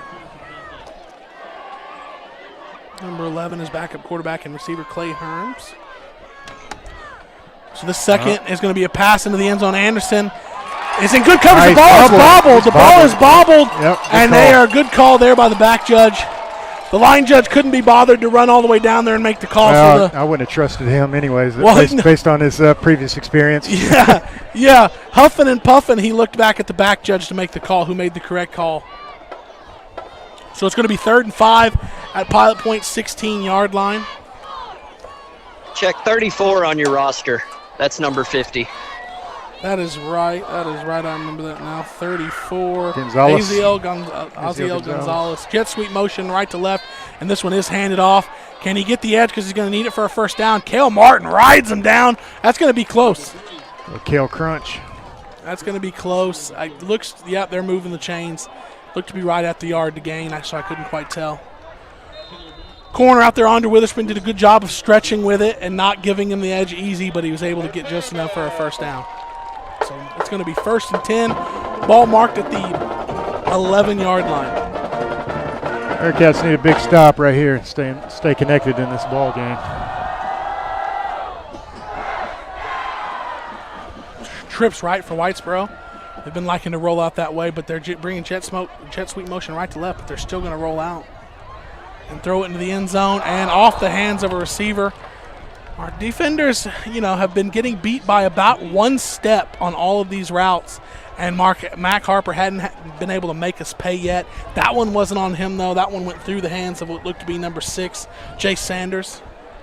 Well, I kind of disagree. I think Mac Harper, he just hasn't shown the ability to use any finesse. It's all 100-mile-an-hour Brett Favre fastballs. He's kind of got that Chris Sims element to him where everything's a million miles an hour. So snap. It's going to be Mac Harper's going to pull it, and Ryan Riney's going to, nope, that's going to be Cale Martin going to bring down Mac Harper. I hear what you're saying, but as a receiver. He hit the receiver in the hand. As a receiver, can you go tell Coach, he threw it too hard? Exactly. Stacked receivers right, stacked receivers left. I'm just saying he could have got away with it. Take the snap, and he's going to hand it to Ledbetter, who's going to get. This is one of the. He's still moving the pile. Line judge is going to mark him down. That's the painful 3rd and 11. Whitesboro was able to, it was on the 11, first down. So they got it down to the 1-yard line, which is ultimately going to give them a 1st and goal and a fresh set of downs. 1st and goal on the 1. We're in a bad spot here, especially with guys like Ledbetter and Harper. They got so many options. And Garton. Whistle here. Officials. No signal on what the whistle's for. They're making Alex Puga get off. I guess they're ruling him injured. He is dangling an arm, but they made him leave. And it's a potentially big loss. 1:52 and counting in the first quarter, brought to you by Ernesto's Mexican Restaurant. Mac Harper under center, and it is going to be a pitch out to the right, and Ledbetter's just going to power it inside the tight end there for another Whitesboro touchdown. Well, so far, this Whitesboro Bearcat team looks like a well-oiled machine, Ron. Well, they're winning. They've scored 3 touchdowns so far. I haven't been overly impressed. Just pick 6. Yeah.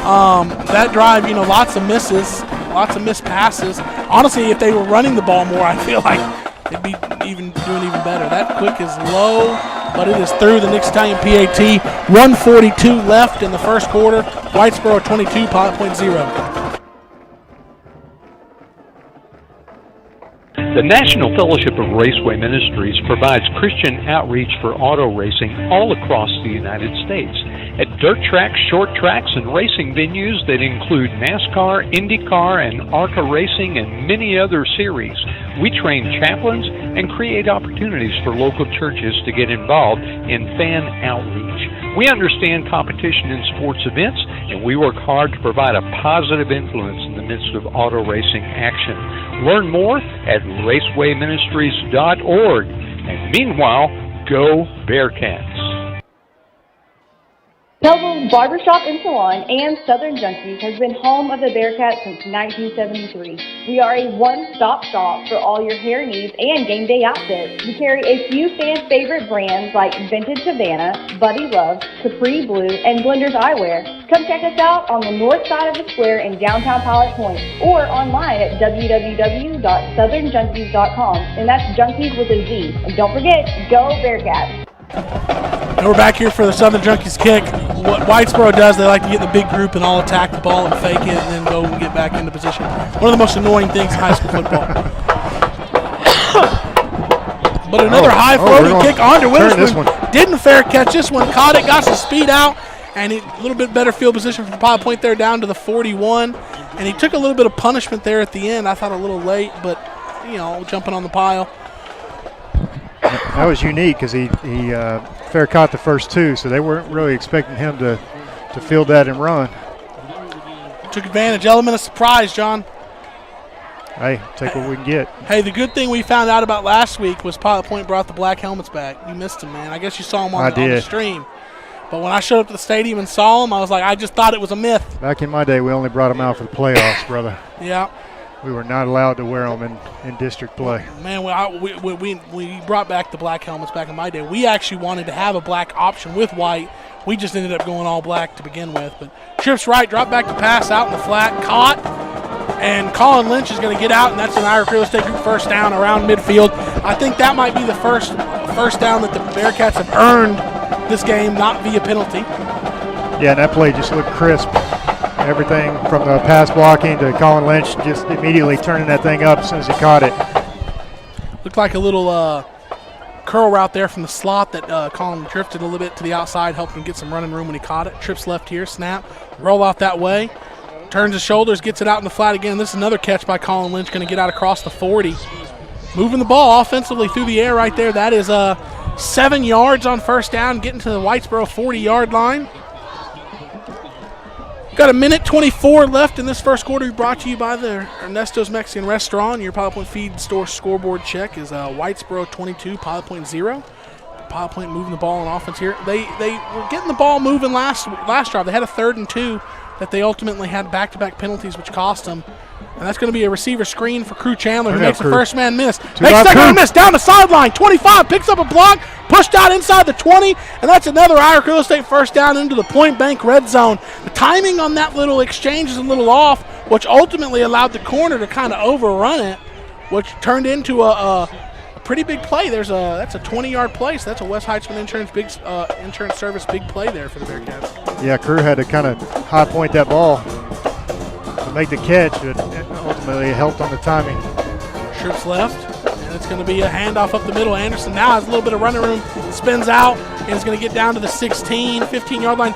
So one thing I'm noticing here is when Pilot Point goes trips, they have a man up on the outside guy. They have a linebacker there accountable for the inside guy, but that middle of the 3 receivers, I believe that's going to be the safety responsibility, and he's not up there. I'd like to see maybe a bubble screen out here to the inside slot guy. You got 3 on 2.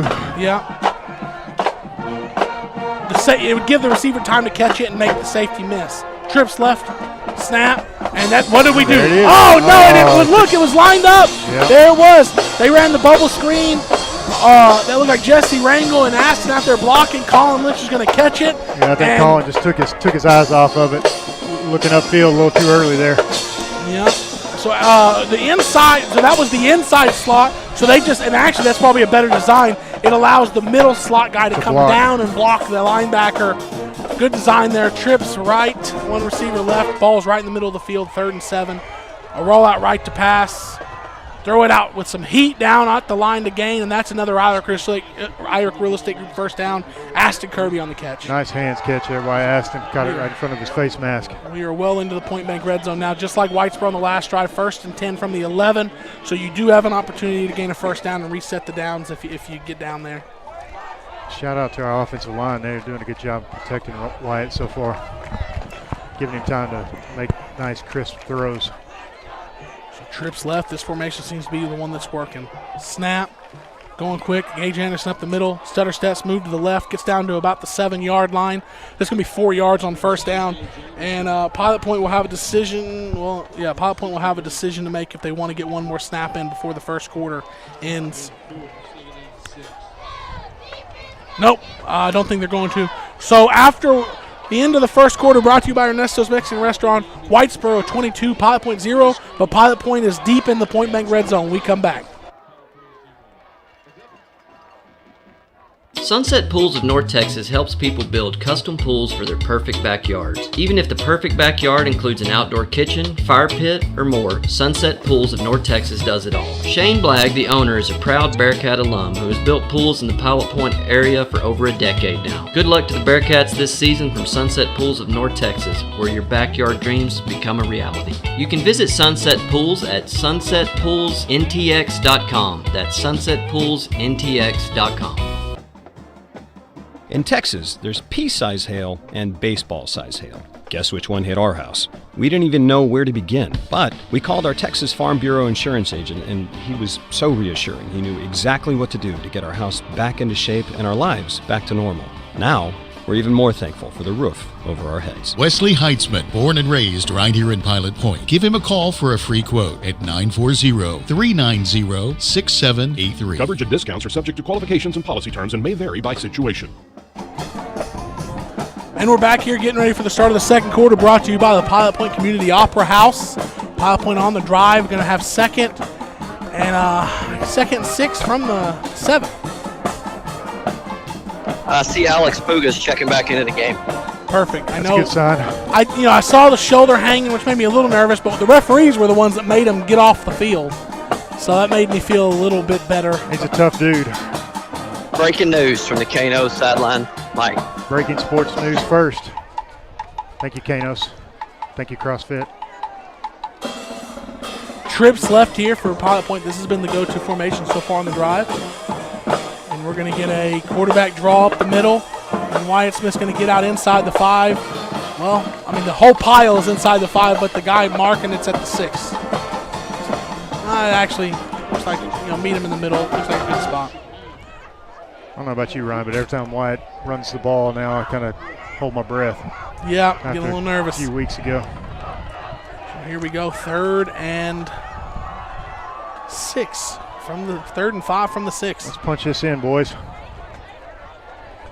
Oh, that was cute. Another little lineman shift got us to jump. Yeah, that advanced vet care penalty on Ryan Riney right there, jumping, and this is at the end of a drive that you have to see with a touchdown. You've been driving, you need to punch it in, and then you get a little penalty like that makes it from 3rd and 5 where the whole playbook's open. We can throw it, we can run it, we can do whatever, to now 3rd and 10. And, now you alert the field goal team. But in a 22-point game this early, I don't know if I'm wanting to settle for 3. No, we need 6. Back to 3rd and 10 from the 11. It's going to be a rollout left looking to pass. Good protection over. Oh, no, he's going at the pylon, incomplete. It looked like he had Puga out in the flat, not with enough to gain for a first down, but maybe, turn it up and force his way in the end zone. Colin Lynch was covered pretty tightly. Wyatt Smith did throw it where the only person who could catch it was Colin Lynch, but he couldn't bring it in, and the field goal unit is running out onto the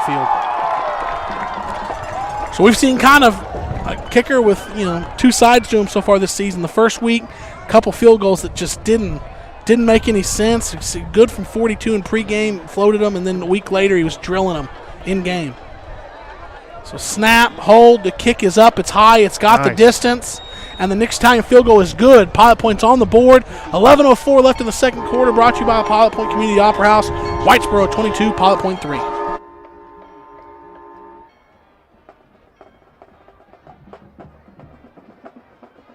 In 2014, Uppercut Granite was founded with the mission to provide the highest quality fabrication and installation services to home builders, homeowners, and commercial contractors in the DFW and southern Oklahoma areas. With more than 50 years of combined experience in the countertop fabrication industry, the partners of Uppercut Granite possess the skills and expertise necessary to complete even the most difficult projects. Visit Uppercut Granite showroom at 1235 JC Lane in Pilot Point, Texas, or call 940-765-3525 to schedule an appointment. Go Bearcats!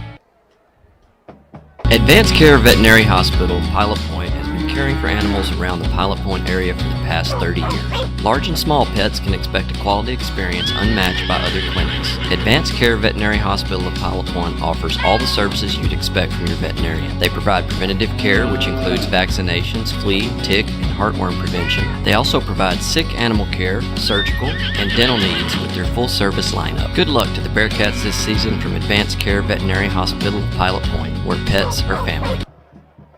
And we're back here teed up for the Southern Junkies kickoff. Elias Leos, who just drilled that field goal for the Bearcats, puts them on the board, has it teed up, getting ready to kick. 11:04 left in the second quarter, and the kick is a good kick down, going to be caught at the 10-yard line, and it's going to be a fake reverse. Pilot Point's got a good, got the edges, but nobody was in the center. Andre Witherspoon can't bring him down, slows him down. Andre Witherspoon, oh man, kicked on the burners right there. Special teams gaffe of the week.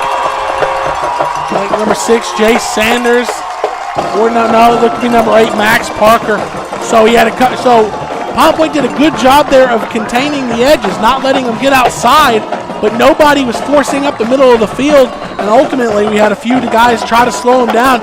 And honestly, to me, broke 2 tackles. He broke 2 tackles, but Josue Villarreal, I thought was going to be able to jump on his back after Elias Lejos slowed him down, but boy, Max Parker hit the gas down the sideline, was able to get him into the end zone. They score in a variety of ways, Ryan. Low line drive kick, and it's through. 29-3 Whitesboro after another special teams gaff by the our Bearcats to allow Whitesboro touchdown.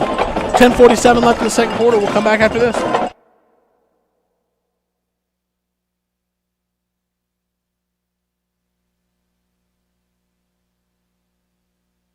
For the best Mexican food experience, visit Uncle Beto's Mexican Restaurant on the corner of Liberty Street and Highway 377 in Pilot Point. Uncle Beto's offers the freshest and most authentic flavors that you can only find in the best Mexican cuisine. Dine in, or if you prefer curbside service, call Uncle Beto's at 940-686-0143 and order your food to go. Be sure to make Uncle Beto's a part of your game night routine either before the game or up until 10 p.m. on game night. Located in Pilot Point, Texas, the Chandler family has been making custom cabinets for over 40 years. As a team, Chandler Cabinets is committed to designing and building the perfect cabinets for you. They will make the process comfortable and stress-free by personally guaranteeing a superior product built on the standard of superior craftsmanship and immaculate customer satisfaction. From concept to completion, perfect form and function. Chandler Cabinets is an award-winning company with a reputation for consistent innovation at the highest level of design. You can find more information on Chandler Cabinets at chandlercabinets.net or on their Facebook page, Chandler Cabinets. Whitesboro with the fake quick approach on the kick, and they don't kick it, and they're going to tee it up. Pilot Point's got the front line on the goalkeeper pool 50-yard line, and now the kick is another high floater. Andre Witherspoon's going to return it again, catch it. I mean, his hand was up. He didn't wave it. This line judge down here, boy. Good thing he's on the Pilot Point sideline. Travis Marsh would be having it out with him. Hey, let's go to the Corner Cafe District score report. Let's do it, Ryan. So Paradise is up 13-0 over Ponder with 6 minutes 30 seconds left in the first quarter. You say 0? 13-0. Man, defensive battle over there, huh? Well, Paradise looks legit this year. And Ponder has been putting a lot of points up on the scoreboard, but not on this one so far. And then the one everybody's kind of watching to see if Brock bounces back from 0-4. And so far so good. They're up 13-0. 7 minutes left in the second quarter. Oh, hey, I'll have to interrupt you. Yep. This is absurd, okay? Oh, so Andre Witherspoon brought one hand in the air, like just for a half second, did not wave it. This hand went him out to his shoulder. He then catches it to return it. They blow it dead and then call a foul on him, back it up 5 yards, putting the Bearcats behind the change. He did not wave his arm. It's this line judge again, I'm telling you. Him and Coach Marsh be having it out. But Pilot Point's going to get a big bulk of that back on the first. Oh, no, so they just moved the change back 5 yards. Right. It wasn't 1st and 15, which means I believe that first down play is Nyack Real Estate Group first down. Yeah, and Colin Lynch and Wyatt Smith have got a good connection going so far this game. Good decision to move him inside the slot. Chance, I wonder if we can get a halftime interview going from Coach Marsh down there on his opinion of this line judge over here. I think that would be a terrible idea. Snap, roll out right. Oh, throwing that deep comeback route. Ashton did a great job trying to keep his feet down. And I just think that one his one toe came up. I believe that is the right call, incomplete pass. Yeah. I've seen Coach Marsh get frustrated one time ever, and it resulted in him almost getting kicked out of Paradise before the game even started. So that was probably right. Probably shouldn't be interviewing him. I was going to call for the ghost of Coach Joe Alvazano to call into their cast and kind of give us an update on special teams every week. Yeah, trips right here for Pilot Point. Ball at their own 32. Snap. Handoff to Anderson up the middle. Spins. He's got that spin move perfected. Always spinning out of that first tackle. Gets out to the 35. Going to set up about a 3rd and 6 here. I need to get a recap of all the calls that this line judge has made poorly so far, because it's starting to add up. It's all starting to add up in one direction. I promise you we'll get a recall of them on the CS Designs postgame show from Coach Marsh in detail. And I'm sure he'll have something on most of the officials. This guy down here, man, That intentional grounding thing is still just unbelievable. Snap. Drop back. Plenty of time. He's going to move to the right. Still looking down. And he's going to just, he's just going to sail it out of bounds. He had 12 seconds to throw the football. Just watch this line judge, see if he wants to call intentional grounding on that. Should have threw it to him. Hey, here you go. Clearly want to be a part of the game. Catch a pass. Right. Get involved here. Yeah, 4th down for the Bearcats. Wyatt Smith's going to be in to punt the ball here. One thing I appreciate the Pilot Point's doing for their linemen here is even though their quarterback's in punting the football, they still take their linemen out so the linemen aren't covered in kicks. Crew Chandler, the deep snapper. Snap is good, and it is a good punt by Wyatt Smith. That's going to be fair caught at the Bearcat 35, at the Whitesboro Bearcat 35. 9:17 left in the second quarter. 29-3 Whitesboro. How good would you be at something if you've done it for 150 years? Probably pretty good, right? Well, at Cheap & Title Company, that's exactly how much experience we bring to the table on each and every closing. Helping you realize the American dream of owning your own home is what we do best. And when we say best, we really mean it. We've been voted Texoma's #1 title company 12 years in a row. So when buying or selling your next property, tell your realtor you want to use Cheap & Title right here in Pilot Point. Go Bearcats! And we're back here, 1st and 10 at Whitesboro's own 35. Motion right to left. Snap, and it is going to be a pass for Mac Harper. And he's just trying to scramble and get out from pressure, and he held it deep and has a man wide open. So wide open, he dropped it. And the Bearcats get bailed out again from either an inaccurate pass or a drop pass. Looks like we've got some spam going on in the Sunset Pools group chat. We got a flag on the play, too. Probably a hands to the face on Pilot Point or something. Or maybe, no, it might be a blindside block at the right last second. That's what it looked to be, a blindside block, an advanced vet care penalty on Whitesboro.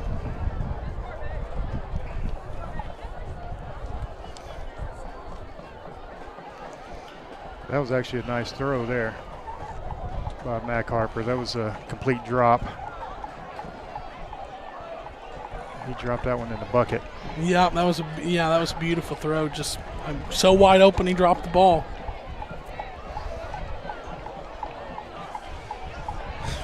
I did my best to block Logan's girlfriend on the Sunset Pool subscriber chat. Maybe you can just DM her offline. Yeah, those are supposed to be private. Yeah, you know? Yeah. Keep that off our chat line, Logan. So 1st and 25, and it's going to be a run. And I thought he was about to break through for a second, but he did get some yards there. Gained about 6 yards there on the carry. Going to make it 2nd and 19 for Whitesboro, who's been liking to air it out.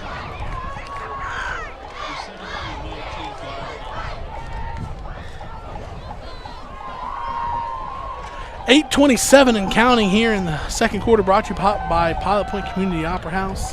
This is Whitesboro's kind of running formation, and they run a little counter there. And Ledbetter's just pushing offensive linemen into blockers. And what was a 1st and 25 is now going to be a 3rd and manageable. 3rd and about 5. Ball is at the Whitesboro 41. Line to gain is the 45, so it's going to be 3rd and 4.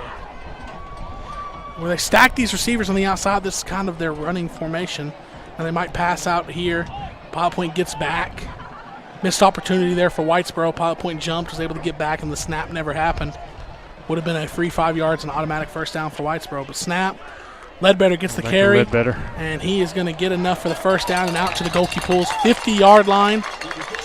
Giving Whitesboro a 1st down. Now Whitesboro starting to run the ball. They've been trying to air it out. And had open guys, just hadn't really converted on many of them past that opener first play of the game.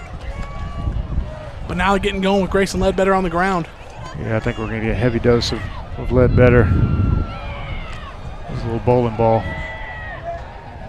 And it's going to be a pass. Mac Harper just dancing, buying time. Okay. Oh, all right. He took out 77 over Where's here. the line judge? Where's the line judge on that intentional grounding?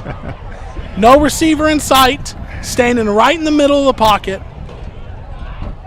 Huh. Interesting. Okay. All right. 2nd and 10 from midfield. Goalkeeper Pools 50-yard line. Two receivers right, two left for Whitesboro, both just stacked up one behind the other, single file. And it is going to be a run up the middle for Ledbetter, who's just going to, like you said, bowling ball, stick his head down, rumble forward for about 3 yards. Set up a 3rd and 7. Line to gain for the first down would be the Bearcat 40. I don't hate the way we've tackled Ledbetter in this game so far. He's a good, tough runner. He's got multiple touchdowns in every varsity game he's played. He had that the first time he touched the ball, he had a run where he just seemed to carry a bunch of us with him. But since then, I've been able to get him down fairly quickly after we get our hands on him. Snap, quick pass. Harper just throws a fastball out, had a man, but overthrows him. Yeah, you're starting to, be on to something. Now, I still stand by what I said. If the ball hits you in the hands, you got to catch it. You can't complain it's too fast. But that is one of those examples that you kind of talked about to where, Whitesboro going quick. Pilot Point's going to have to use an uppercut granite timeout to get their subs off the field so they don't give a 5 free yards. That's schematic right there. Pilot Point.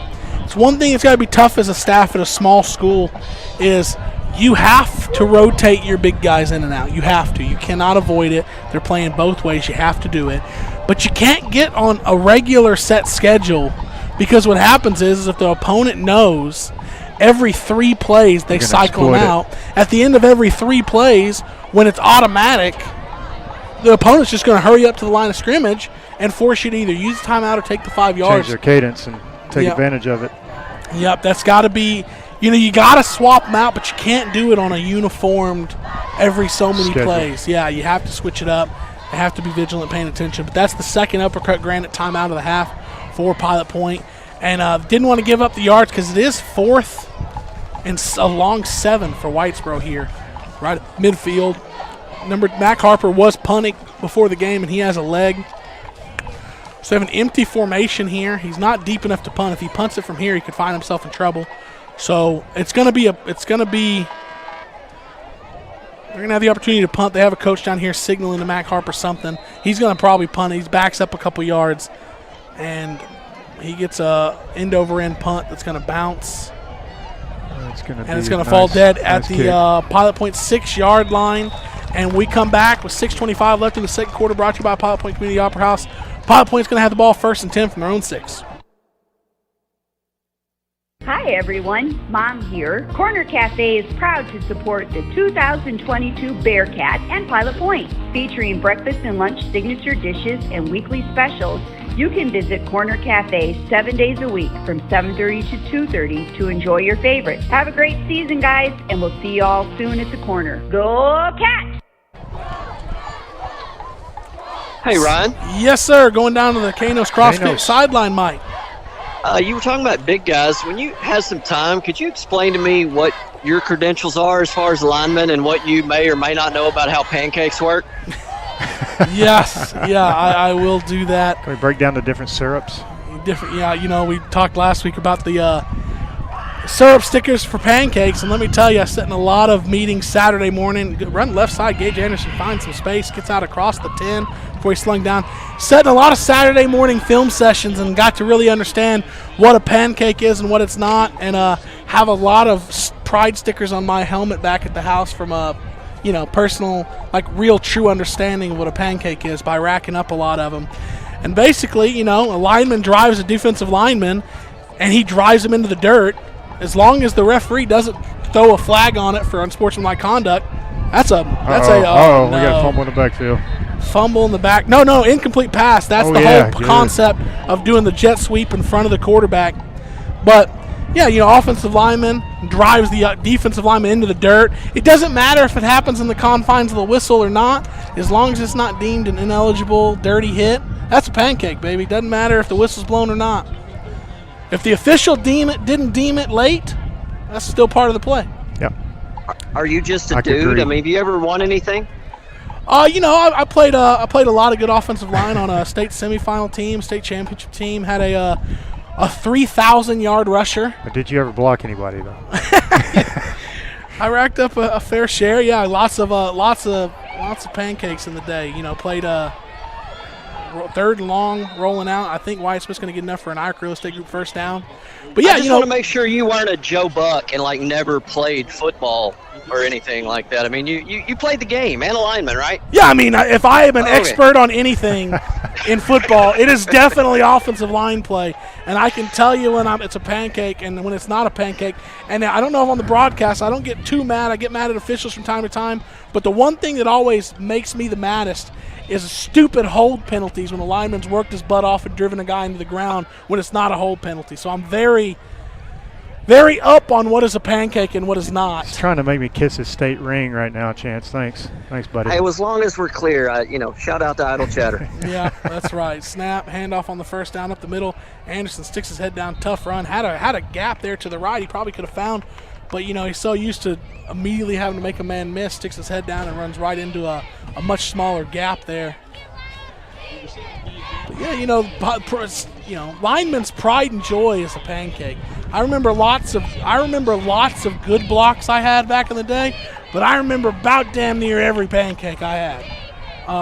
It's funny, on the way home from last week's game, Nordy, who I played offensive line with on the broadcast last week, we actually went back and forth on different pancakes we had throughout the seasons that we could still remember very vividly today. 2nd and 6, and that's going to be a 4-yard loss. 5-yard loss there, and it's going to put us in a 3rd and long situation. I was going to try to dig out some old pancake stickers. I did. You'll be proud of me. I did give away pancake stickers to my 5th and 6th graders back in the day, back when Aston was playing for us. Man, I never even thought about getting a syrup sticker because it's just so funny. It's a stack of pancakes with butter with syrup coming out. It's a great sticker. Roll out left on 3rd and 11. Wyatt Smith, plenty of time. Steps up in the pocket. Now he's going to try to scramble. It looks like there's only maybe a 2 or 3 man route up the field, and when something's not open, it almost doesn't matter how long you have to throw the football. Offensive line doing a good job. Pilot Point last week was being so physical on the offensive line. They were getting pancakes on pass blocks, and pancaking somebody on a pass block, that is like the ultimate slap in the face for a defensive lineman. Is if you get pancaked on when they're pass blocking. When you're pinning your ears back and you get pancaked, that's not a good sign. Yeah, low line drive kick. Takes a very neutral bounce, not even going to get all the way to midfield, going to get down and be downed at Pilot Point's 49-yard line. We come back, Whitesboro will be 1st and 10 in Bearcat territory. Are you looking to build that dream home or barn-dough? CS Designs offers a complete range of design services. CS Designs products range from general drawing services to commercial and residential blueprints, as well as 3D renderings and virtual reality walkthroughs. Let Cole Stewart and the CS Design team design you a beautiful progressive home or building that translates your ideas into an outstanding reality. Visit their website at csdesignstx.com or give them a call at 940-365-4048. Back on. Snap here, play action pass. Mike Harper looking to throw, has a man deep down the center. Under Witherspoon in good coverage there. That's the best coverage the defensive back has had all night. Excellent Leads coverage. to an incompletion under Witherspoon. Thought that was Deion Sanders for a moment in his prime. Shout out to the Sunset Pool subscriber chat. Last week it was lunch meat talk. We may get into more pancake talk in the second half. Okay. Thanks to everyone listening in the chat. I know if you hadn't subscribed. So shout out to all you in the chat, and shout out to the Runny family. Got a little block in the back there. Wide receiver screen down the right side, and it's going to turn into a big play for Whitesboro and a 1st down deep into the Bearcat 35-yard line. Back to pancake talk, Ron. German pancake with powdered sugar and squeezed lemon juice. That's my all-time favorite. Lemon juice? Yes, you never had a German pancake? Oh, Man, it's all folded up. Man, it's a thing of beauty. Yeah, no. Especially the Pancake House in Fort Worth, Texas. Buttermilk, Shout chocolate out. chips, and some syrup, buddy. That's all I need. Kano's sideline, Mike here. For those of you that don't know, and a lot of you old-timers do, the Littles and the Pancake House go way back. So you're talking to the right guy about pancakes. I have several pictures of different generations of Littles outside the Pancake House in Fort Worth, Texas. Whitesboro got backed up there. Must have been in the legal formation 5 yards back. Just off the campus of TCU. Jet sweep right to left. Coming shot out like a cannon. Aston Kirby's going to get a TFL right there. Shot out like a cannon from the second level, but gets a tackle for loss. On a jet sweep going away from him. Wow. Kind of front pancaked him. Like it. Shout out Steve Sparkman, lemon blueberry. So something to do with this lemon on a pancake. I'm going to just stick to the classics. Yeah, I'll have to meet you over there sometime, Ryan. School you in the ways of the littles and the pancakes. 2 right, 2 left. Not against the Waffle House either. Handoff up the middle to Ledbetter. Colin Lynch can't bring him down at first. Puga's going to sling him down, but 2nd and 16 is going to turn into about 3rd and 2. So I don't know, do we consider a pancake in the same family as cake? It's a good one. 3rd and 2. Let's not forget the Corner Cafe. Shout out to our sponsor. Shout out Corner Cafe. Play action. Matt Carper going to get out the right side, and we're not going to be able to bring him down before he gets the first down to Bearcat 21. Speaking of Corner Cafe, here in a short minute, we'll get you a district school report brought to you by Corner Cafe, one of our sponsors this year. Yeah, let's see if there's anything to update of note. Yeah, speaking of Corner Cafe, update, Paradise Panthers up 34-7 over Ponder. 5 minutes left in the second quarter. Jet sweep motion right to left. Number 3 is going to get this one again. We're not going to be able to knock him down as quickly as the first time. That was a good tackle right there. Under Witherspoon wrapped up both knees, picked him up, and brought him down. Witherspoon's the player of the game for me so far. Got our first opinion on is a pancake cake, and the first vote is no. Okay. From It literally has cake in the name. I don't know what more you want. I mean, I'm not sure. I would be, if it didn't have cake in the name, I would probably say no, but that's pretty solid logic.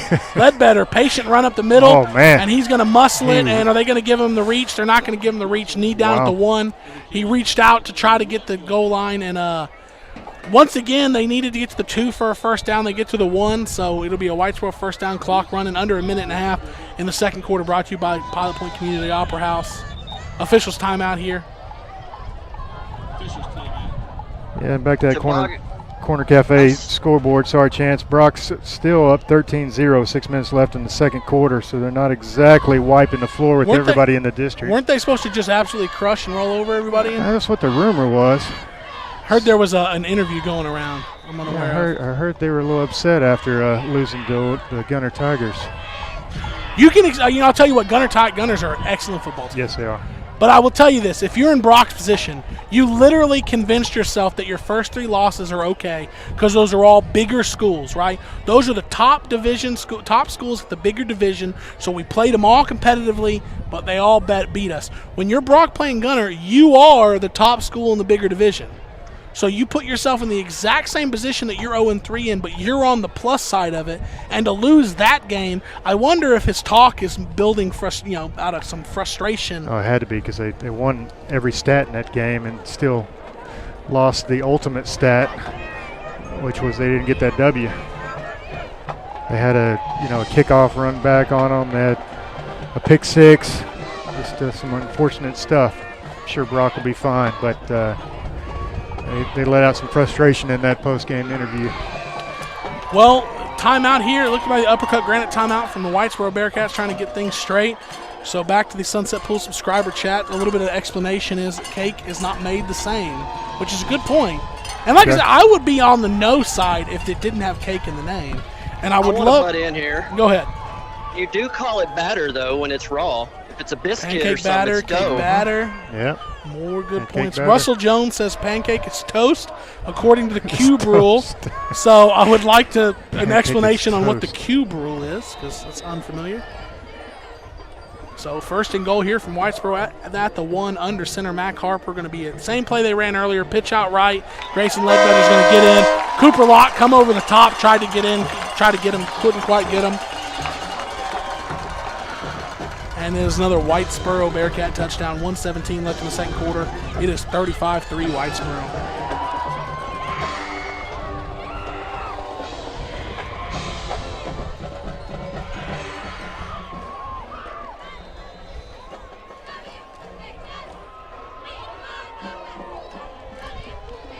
Nick Stallion PAT, snap, hold, kick is up, and it is good. 1:17 left, 36-3 Whitesboro.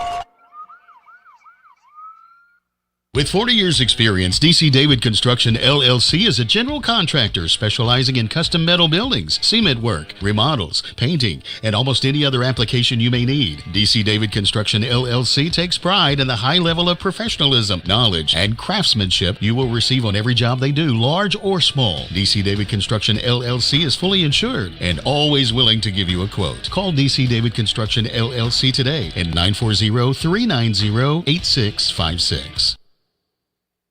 Established in 2004, Ernesto's Fine Mexican Food has continued preserving its original home-style cooking and hospitable touch. Ernesto's family has roots in Mexico as well as Texas ties. Relying on those roots, Ernesto created his unique menu. Offering a variety of Tex-Mex favorites as well as Mexican specialties, Ernesto's won't let you down. So join them for home cooking, or as they say, Comida Cesar, in family-style service. Located at 10279 Farm Market 455 East, Suite 100, or at the corner of 455 and Highway 377 in Pilot Point. They look forward to seeing you, and go Bearcats. Whitesboro with the fast approach to the fake kick, and to no one's surprise, they didn't kick it.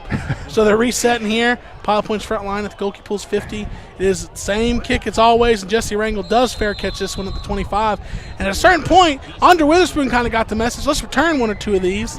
And he kind of got hosed last time by just putting his hand up. Yes, I think Jesse was probably coached up to just take the fair catch, I guess. You know, so it's a slippery slope in a game like this. When you're down big, you know, you want some sort of spark. You want some sort of a big play to maybe get you a little bit of life. But I remember I was at the Red River Shootout last year, Texas OU. In Texas, you could feel the momentum was just slipping away. So they field a kickoff in the end zone, and you think you should fair catch it. Well, they're trying to go for that big play. Return man gets tackled at the 8-yard line. Well, now not only did you not get the big play, that momentum continues to slip away from you.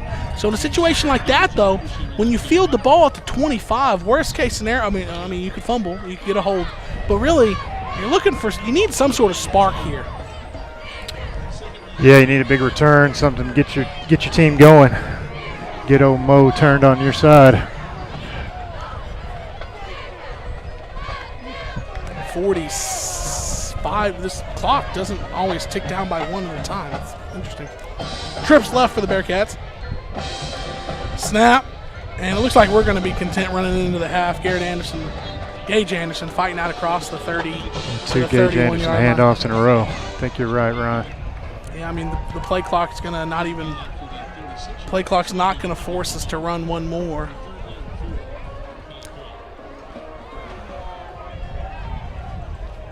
Looks like our Cats may go into halftime and just lick our wounds here. Well, they're going to get on the ball for one last play.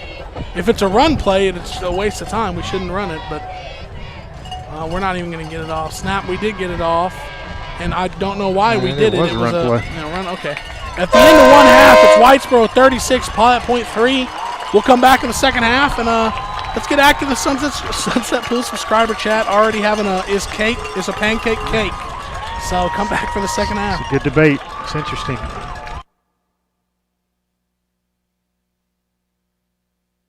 Do you need a maintenance check or emergency repair on a heating or cooling unit? Fowler Air is available to handle all of your heating, cooling, and ventilation needs. Fowler Air will work with you to find an HVAC solution that fits your needs by providing you with a full consultation, explaining all your available options so that you can choose the system that's right for your home or business. Give Fowler Air a call today at 817-487-2286 and schedule your service. That's Fowler Air, 817-487-2286. Meet Josh. Hi, everybody. Josh is a high school basketball player, solid shooter, great teammate. Hey, don't forget my tenacious D. And he's my son. Oh. So, what does Josh do to be the best basketball player he can be? I play tennis. Studies show that student athletes here in Texas who play more than one high school sport are more likely to excel. Tennis does more than improve Josh's conditioning. It gives him a fresh competitive outlet, reduces the risk of injury by cross-training, and introduces him to different coaching techniques and new friends. Don't get me wrong, hoops are my first love. Tennis just gives me a little break. So when the new season begins, Josh isn't burned out on basketball. He's eager to play. And you can see the difference in his game. This message presented by the Texas University Interscholastic League and the Texas High School Athletic Directors Association. This is what matters. This is beyond X's and O's. This is the difference mutual respect makes. This is what character looks like. This is what defines us in Texas. This is sportsmanship. School sports. It's not the outcome that matters most, but the way the games are played. This message presented by the Texas University Interscholastic League and the Texas High School Athletic Directors Association.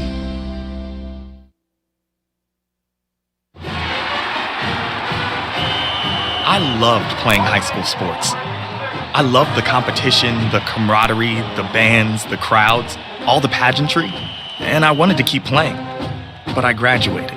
No colleges called, and neither did the pros. So, to stay close to the game I loved, I decided to become a high school official. You know, a referee.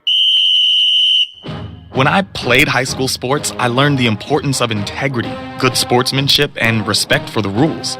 Now, as a high school official, I get to help model these same values to others. Maybe the colleges and the pros didn't call, but the kids in Texas did. And now, I'm enjoying the competition, the camaraderie, the bands, the crowds, and all the pageantry of high school sports all over again. Interested in becoming a licensed high school official? Go to highschoolofficials.com to learn more and begin the application process. Looking for future leaders we can trust and believe in? Look no further than the high school student athletes right here in Texas. High school sports teach young people how to be effective leaders. It begins by making their grades and being on time for practice. It includes learning to listen, following directions, accepting responsibility, being a good role model. And it's about respect for officials, opponents, the rules, and each other. The result? It transcends sports. It gives us hope for the future. High school sports. There's so much more than just a game. This message presented by the Texas University Interscholastic League and the Texas High School Athletic Directors Association.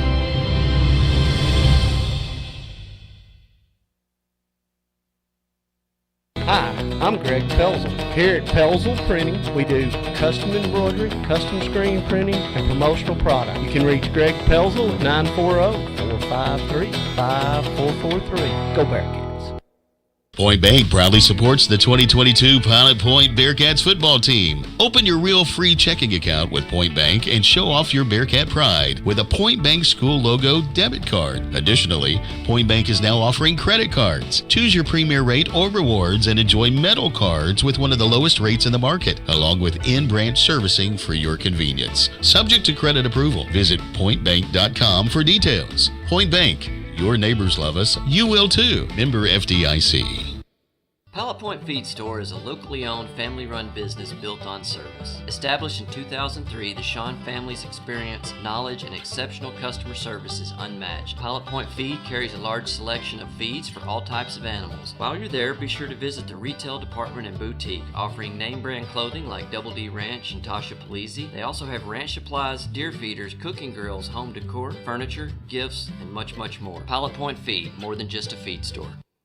Whether it's for work or play, your diesel truck needs to perform. R&M Garage is your one-stop shop for all diesel repair and maintenance needs. R&M technicians are certified with over 40 years experience working on diesel engines just like yours. Don't go to that high-priced dealership. They may not even have the knowledge to make your repairs. Call R&M Garage. They've been repairing diesel engines right here in Pilot Point for over 14 years. That's R&M Garage at 254-354-3353. The National Fellowship of Raceway Ministries provides Christian outreach for auto racing all across the United States. at dirt tracks, short tracks, and racing venues that include NASCAR, IndyCar, and ARCA racing, and many other series. We train chaplains and create opportunities for local churches to get involved in fan outreach. We understand competition in sports events, and we work hard to provide a positive influence in the midst of auto racing action. Learn more at racewayministries.org. And meanwhile, go Bearcats. Pelzel's Barbershop and Salon and Southern Junkies has been home of the Bearcats since 1973. We are a one-stop shop for all your hair needs and game day outfits. We carry a few fan favorite brands like Vintage Savannah, Buddy Love, Capri Blue, and Blender's Eyewear. Come check us out on the north side of the square in downtown Pilot Point or online at www.southernjunkies.com, and that's junkies with a Z. And don't forget, go Bearcats! Sunset Pools of North Texas helps people build custom pools for their perfect backyards. Even if the perfect backyard includes an outdoor kitchen, fire pit, or more, Sunset Pools of North Texas does it all. Shane Blagg, the owner, is a proud Bearcat alum who has built pools in the Pilot Point area for over a decade now. Good luck to the Bearcats this season from Sunset Pools of North Texas, where your backyard dreams become a reality. You can visit Sunset Pools at sunsetpoolsntx.com. That's sunsetpoolsntx.com. In Texas, there's pea-size hail and baseball-size hail. Guess which one hit our house? We didn't even know where to begin, but we called our Texas Farm Bureau insurance agent, and he was so reassuring. He knew exactly what to do to get our house back into shape and our lives back to normal. Now, we're even more thankful for the roof over our heads. Wesley Heitzman, born and raised right here in Pilot Point. Give him a call for a free quote at 940-390-6783. Coverage and discounts are subject to qualifications and policy terms and may vary by situation. In 2014, Uppercut Granite was founded with the mission to provide the highest quality fabrication and installation services to home builders, homeowners, and commercial contractors in the DFW and southern Oklahoma areas. With more than 50 years of combined experience in the countertop fabrication industry, the partners of Uppercut Granite possess the skills and expertise necessary to complete even the most difficult projects. Visit Uppercut Granite showroom at 1235 JC Lane in Pilot Point, Texas, or call 940-765-3525 to schedule an appointment. Go Bearcats!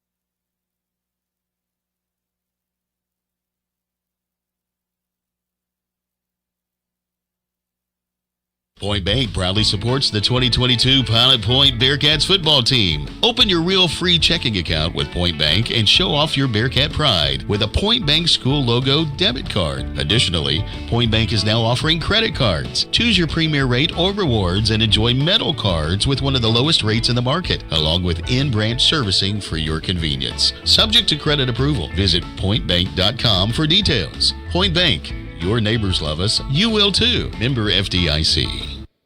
Pilot Point Feed Store is a locally owned, family-run business built on service. Established in 2003, the Shawn family's experience, knowledge, and exceptional customer service is unmatched. Pilot Point Feed carries a large selection of feeds for all types of animals. While you're there, be sure to visit the retail department and boutique, offering name-brand clothing like Double D Ranch and Tasha Palese. They also have ranch supplies, deer feeders, cooking grills, home decor, furniture, gifts, and much, much more. Pilot Point Feed, more than just a feed store. Whether it's for work or play, your diesel truck needs to perform. R&M Garage is your one-stop shop for all diesel repair and maintenance needs. R&M technicians are certified with over 40 years experience working on diesel engines just like yours. Don't go to that high-priced dealership. They may not even have the knowledge to make your repairs. Call R&M Garage. They've been repairing diesel engines right here in Pilot Point for over 14 years. That's R&M Garage at 254-354-3353. The National Fellowship of Raceway Ministries provides Christian outreach for auto racing all across the United States at dirt tracks, short tracks, and racing venues that include NASCAR, IndyCar, and ARCA racing, and many other series. We train chaplains and create opportunities for local churches to get involved in fan outreach. We understand competition in sports events, and we work hard to provide a positive influence in the midst of auto racing action. Learn more at racewayministries.org. And meanwhile, go Bearcats. Pelzel's Barbershop and Salon and Southern Junkies has been home of the Bearcats since 1973. We are a one-stop shop for all your hair needs and game day outfits. We carry a few fan favorite brands like Vintage Havana, Buddy Love, Capri Blue, and Blender's Eyewear. Come check us out on the north side of the square in downtown Pilot Point or online at www.southernjunkies.com, and that's junkies with a Z. And don't forget, go Bearcats!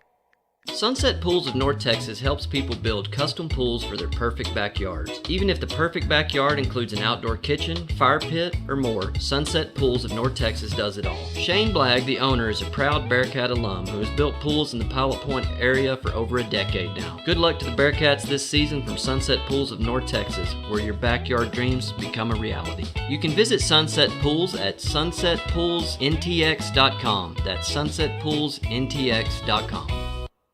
In Texas, there's pea-size hail and baseball-size hail. Guess which one hit our house? We didn't even know where to begin, but we called our Texas Farm Bureau insurance agent, and he was so reassuring. He knew exactly what to do to get our house back into shape and our lives back to normal. Now, we're even more thankful for the roof over our heads. Wesley Heitzman, born and raised right here in Pilot Point. Give him a call for a free quote at 940-390-6783. Coverage and discounts are subject to qualifications and policy terms and may vary by situation. In 2014, Uppercut Granite was founded with the mission to provide the highest quality fabrication and installation services to home builders, homeowners, and commercial contractors in the DFW and southern Oklahoma areas. With more than 50 years of combined experience in the countertop fabrication industry, the partners of Uppercut Granite possess the skills and expertise necessary to complete even the most difficult projects.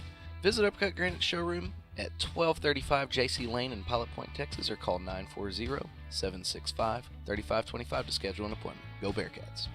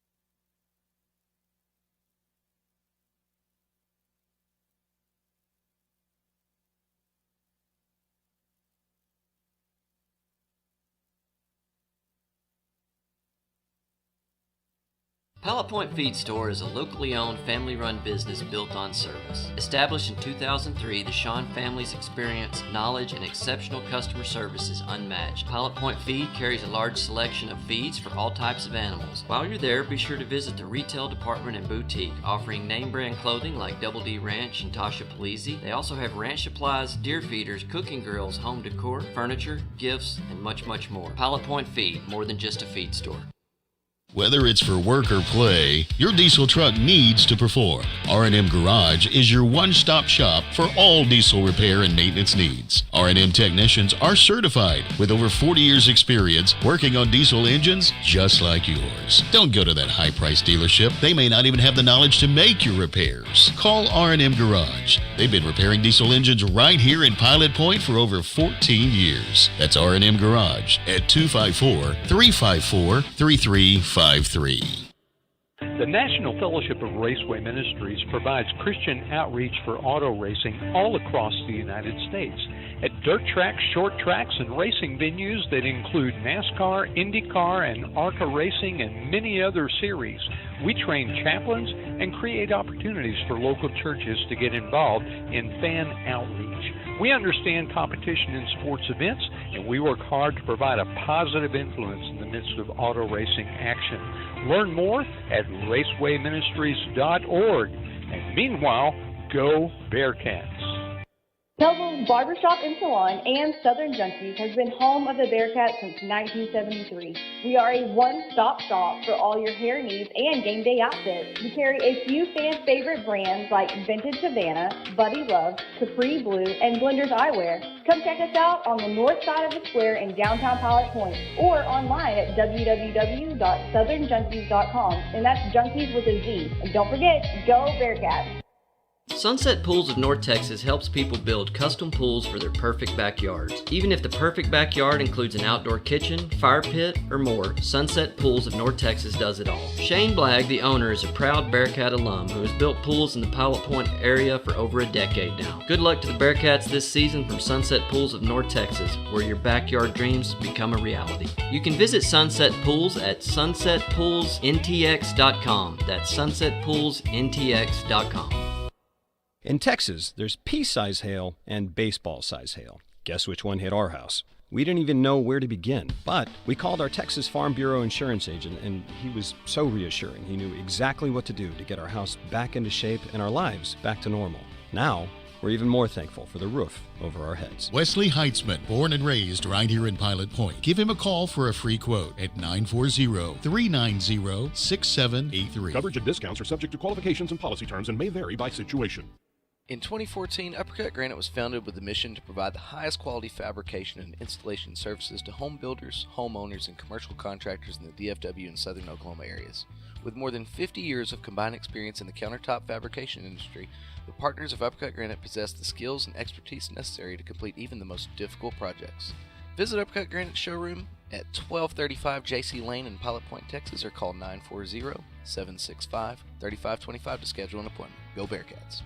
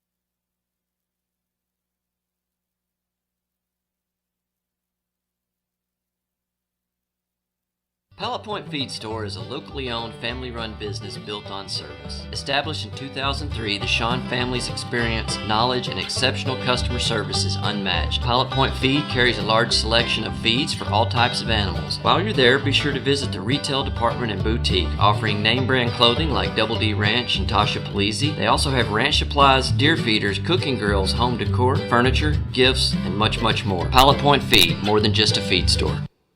Whether it's for work or play, your diesel truck needs to perform. R&M Garage is your one-stop shop for all diesel repair and maintenance needs. R&M technicians are certified with over 40 years experience working on diesel engines just like yours. Don't go to that high-priced dealership. They may not even have the knowledge to make your repairs. Call R&M Garage. They've been repairing diesel engines right here in Pilot Point for over 14 years. That's R&M Garage at 254-354-3353. The National Fellowship of Raceway Ministries provides Christian outreach for auto racing all across the United States at dirt tracks, short tracks, and racing venues that include NASCAR, IndyCar, and ARCA racing, and many other series.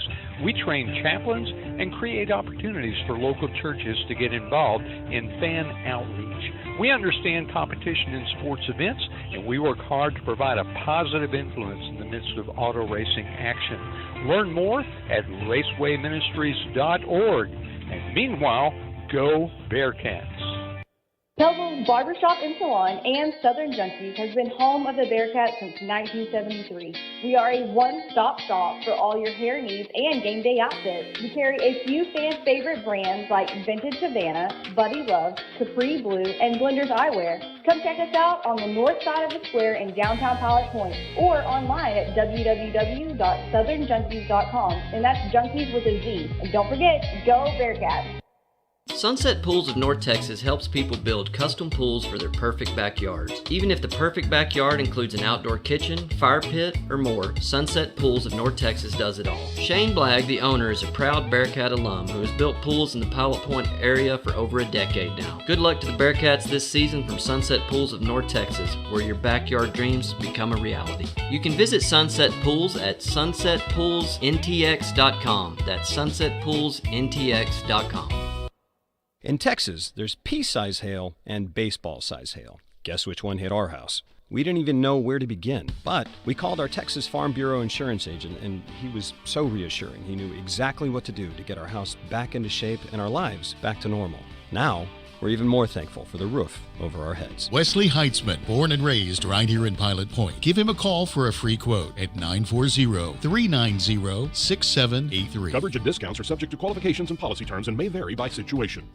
In 2014, Uppercut Granite was founded with the mission to provide the highest quality fabrication and installation services to home builders, homeowners, and commercial contractors in the DFW and southern Oklahoma areas.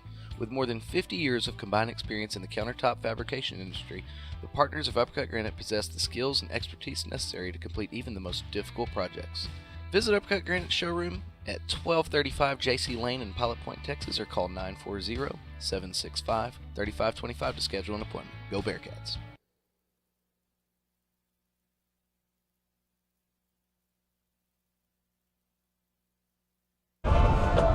And we're back here in Whitesboro, Texas for the opener, the district opener, which is so far not been going Pilot Point's way.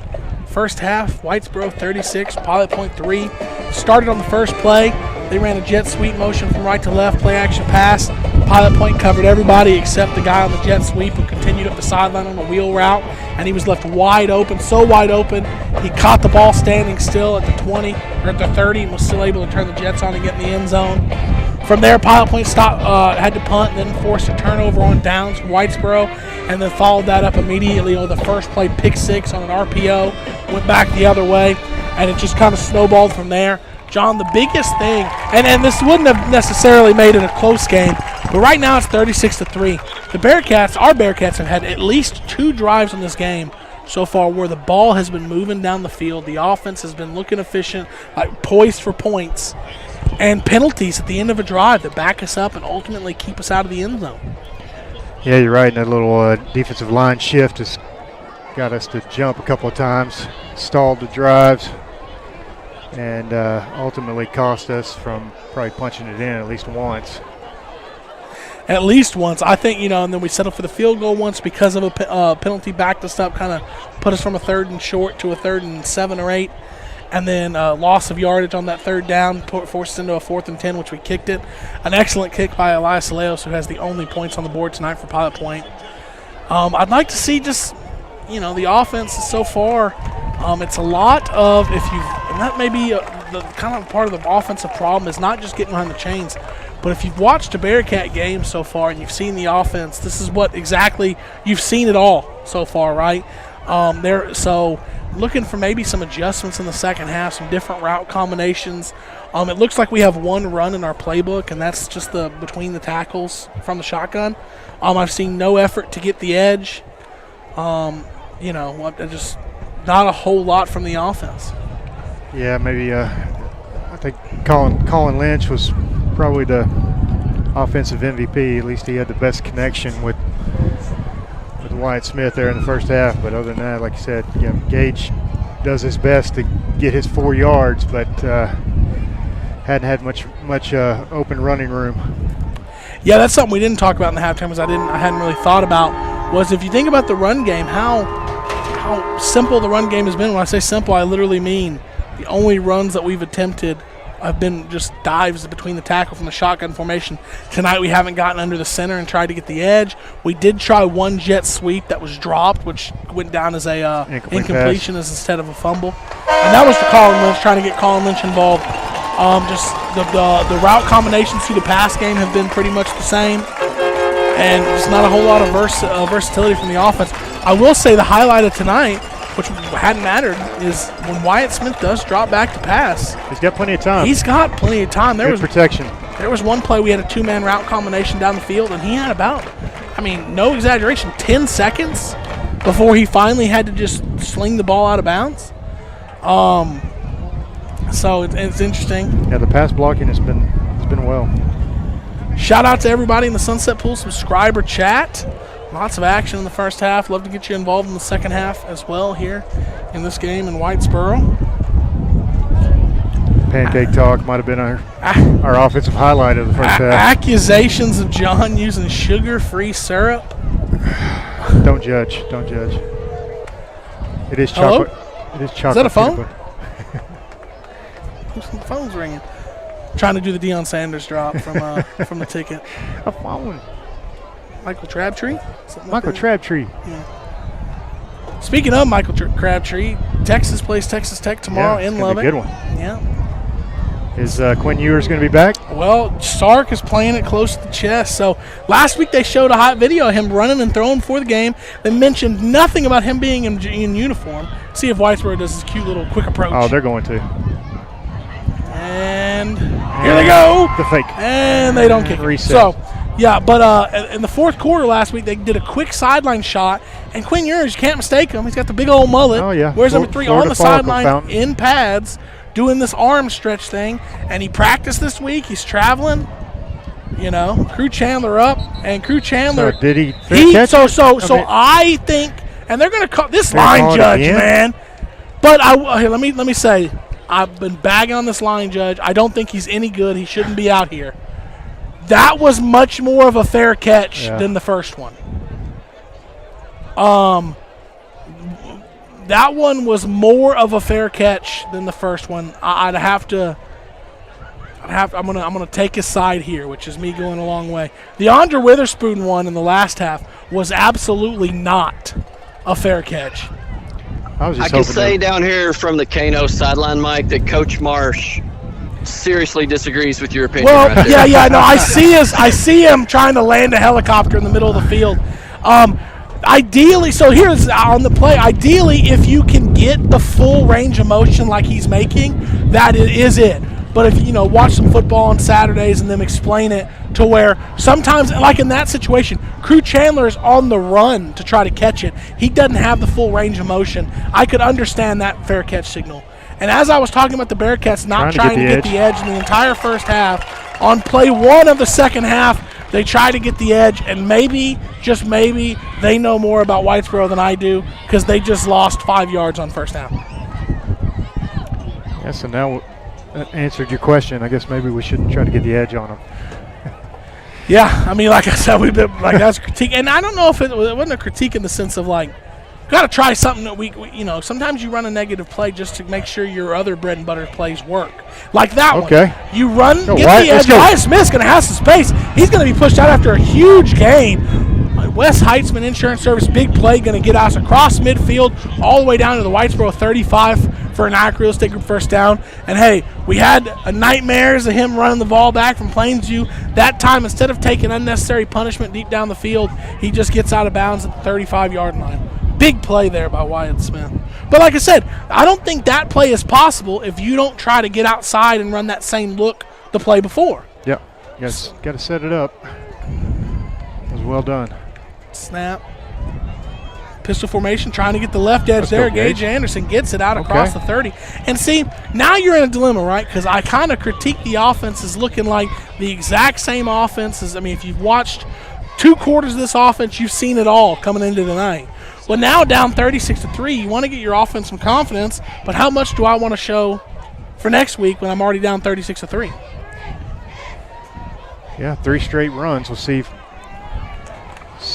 dance with the one that brung us here. So 2nd and 3. And Wyatt Smith's going to keep this, and he's going to stick his head down and get out probably 1 yard shy of the line to gain for the first down. Speaking of next week we're going to have another tough one at home. Pilot Point's going to be hosting Paradise next week. Yeah, Paradise is rolling. Been like the real deal. They've been undefeated to this point and start district play against that high-powered Ponder Lion offense that has looked more like kittens tonight, apparently. Yep. Yeah, Corner Cafe out of town scoreboard has Paradise up 41-7 at halftime over the Ponder Lions. So, once again, Whitesboro does a little bit of pre-snap motion on the defensive side, and the offense just can't hold their water. Hate to see it. It's the 3rd time this game. Yeah, and that's got to be something. And I mean, they probably did. Whitesboro's probably put that on film. They probably, saw it all week and worked on it. But come Friday night, you got to execute it. Under center, Wyatt Smith's going to drop back on play action. And he's going to throw it, and good coverage for Whitesboro. Aston Kirby to contend the target. Only chance of completing that to him would have been putting it a little higher, and really, it would have been a really challenging catch. Yeah. Injured Whitesboro Bearcat on the Pilot Point sideline. The training staff over there is in position to try to help him while Whitesboro training staff gets on the other side. So he is down, and we're going to step away, and we'll be back after a couple commercials.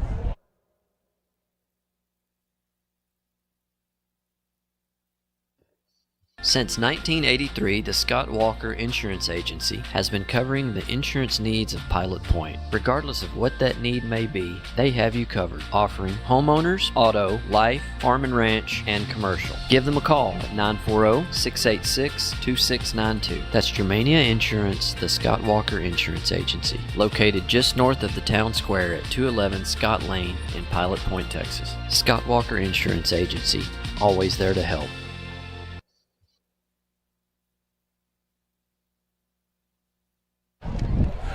Walking off the field under his own power is the injured Whitesboro Bearcat. That is number 9, Matthew Riddles, out there in pass coverage. Good pass coverage.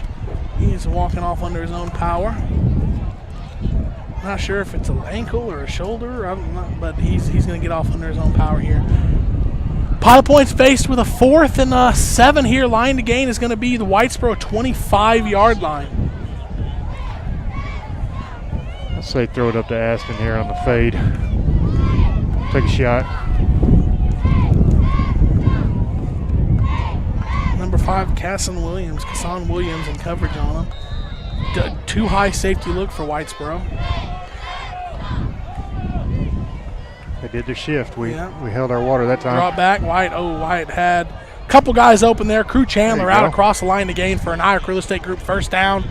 He had 2-3 different guys. I think it was Alex Puga in the flat, but less than the yard to gain, but with lots of open field. And the more challenging throw was Crew Chandler, but Crew Chandler was also wide open, and that results in a Pilot Point first down. Good job moving the chains there.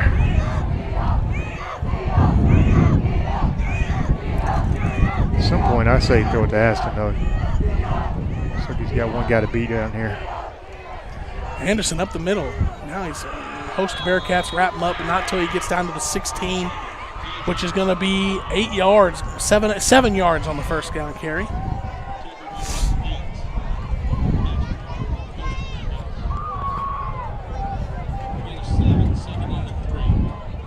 DMars 54 making his first appearance on the chat tonight, saying that we need to bring back BBT instead of syrup stickers.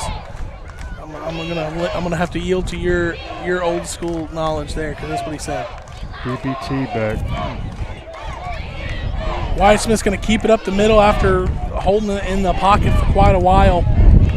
There's a good read there. Gage Anderson didn't know if he's gonna get it or not. Finally, Wyatt pulls it, and they mark it for an Ira State first down, and we are deep in the Point Bank red zone.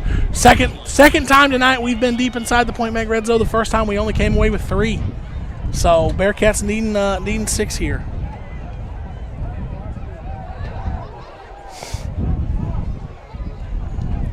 Looking to throw it, and a flag at the snap by the best line judge in the state of Texas. This fella down here. That looks like it's going to be on our Bearcats with that signal. I think that line judge is sponsored by Advanced Vet Care. I'm gonna hold back here until I get the call, because the signal I think he just made. How in the world? Hold on. Wait a minute. I wish football was subscribed to the rotating official, where that guy would end up on the Bearcat sideline, just so we could see the interaction with him and Coach Marsh. I don't think the signal that I thought he made is the signal of it.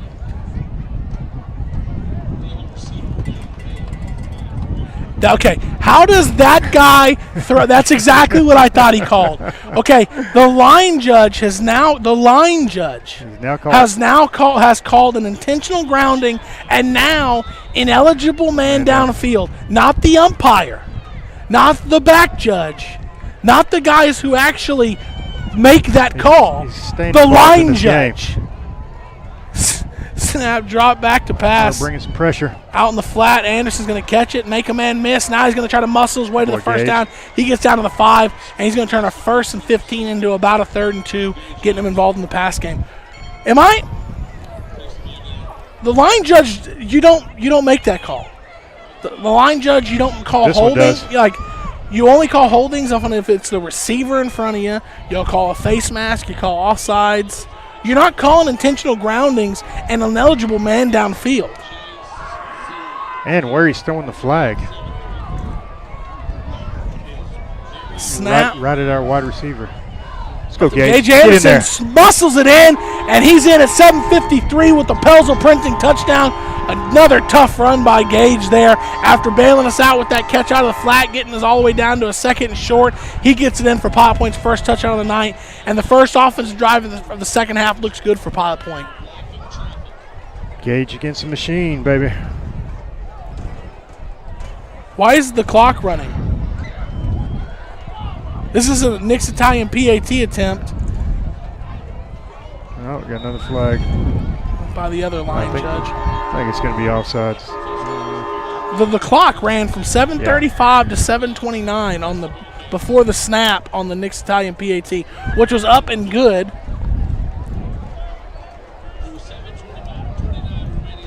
$7:29 left in the third quarter. Whitesboro 36, Pilot Point 10. We're going to stay here. I still cannot get over the line judge. Intentional grounding. There's another one he made earlier that I can't remember, but then they had this one right here, the ineligible man downfield by the line judge, not the back judge, not the umpire. This line judge also called the fair catch penalty, both of them, right. Which the Crew Chandler one, debatable. But the Andre Witherspoon, I would say, was not debatable. It was not a fair catch. He's had a couple of questionable spots as well.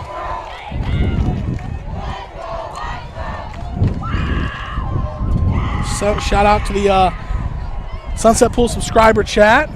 Make sure you subscribe. I think Daniel Tilson, shout out to him. Welcome to PilotPointBearcats.com. Chance and Roger put out a 7th grade football game I heard this week that was kind of impromptu, only available to subscribers. Yeah, I saw that today. I saw that on the channel. Elias Lewis has it teed up at the 40. And the last kickoff went back for a touchdown. This is the low squib, fielded at the 25. And the Bearcats have better coverage up the seam, and they're able to make the tackle at the Whitesboro 38-yard line. So we've seen the offense look better, come out with some life, get down the field, get in the end zone. We'll see what Whitesboro, has to answer, how much life they're going to come out after a commanding lead, and seeing a little bit of life from our sideline. Have they already, mentally, have they already packed it in? Or are they ready to come out and play another half? We will see. Nice opening drive by the our Bearcats. See what Whitesboro does to answer. 2 receivers left, 1 right. Snap, and that is Mac Harper still, and he's going to give it up the middle to Ledbetter, who is just such a tough runner. Gets it out 8 yards on the carry. Last 4 of which had a Bearcat on his back. Tough running. He's got good low pad level. Does a good job keeping his legs moving.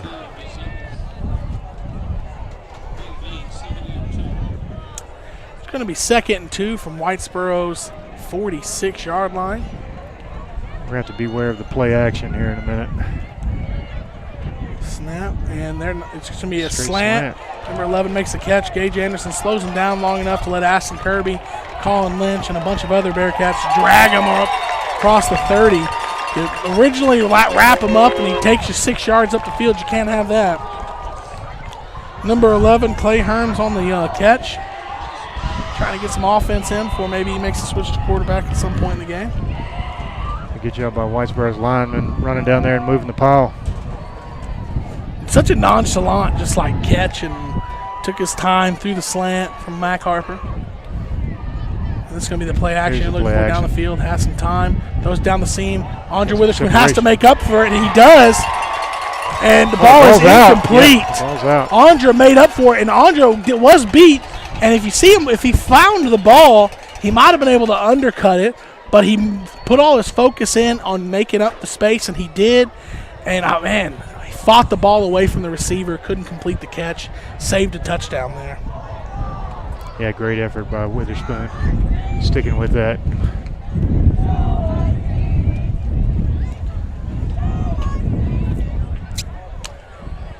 Yeah, definitely thought that the receiver hard fought, came up with it, but Andre Witherspoon won the matchup, pulled the ball out.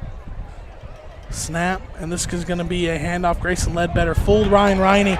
Ryan Riney thought he was going to blow it up, thought he read it, thought Mac Harper kept it, which allowed Ledbetter to get right underneath him.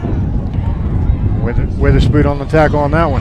Going in a hurry here. They got, the Bearcats were subbing. They got everybody off the field. And this is going to be a run out to the Mac Harper's right. Keeper. And he's going to beat the Josue Villarreal out to the corner. And Whitesboro respond for the touchdown of their own.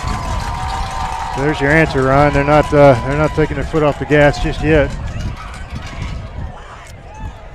Swinging gate here. That's the most crazy, unique. You should have known. Now that you look at it. So you said it was Gartan who was the kicker who ran in the fake field goal earlier. Right. He's not their kicker. No, it's 23. So that should have been a tell sign. Peter Trevino's the kicker. Snap, hold, the kick is up, and Trevino is good. 5:57 left in the third quarter. Whitesboro 43, Pilot Point 10. Since 1958, Goki Pools has been a leader in family backyard living, specializing in new pool construction, repair, renovation, and weekly service, with a fully stocked retail store, exclusive Sundance Spa dealership, and now, complete outdoor living spaces. At Goki Pools, we are honored once again to have been voted Best of Denton. And with our highly trained personnel, we are large enough to help you with whatever swimming pool needs you may have, yet small enough to still be your hometown favorite. Goki Pools, locally owned and operated for over 60 years. Hello, Pilot Point, Texas. This is Pastor Dwayne Edwards at Grace Point Nazarene Church right here in Pilot Point. I want to invite all of you to come out and join us this Sunday, 10 a.m., right at 611 East Liberty. You can also join us on Facebook Live. Just go to Grace Point Nazarene Church. We start right at 10 a.m. We have ministries for the entire family, and if you want to find out more about us, just simply go to gracepointnaz.net. Again, that's gracepointnaz.net. God bless you, and go Bearcats! And we're back. 5:57 left in the third quarter. Whitesboro 43, Pilot Point 10, and that's your Pilot Point Feed Store scoreboard check.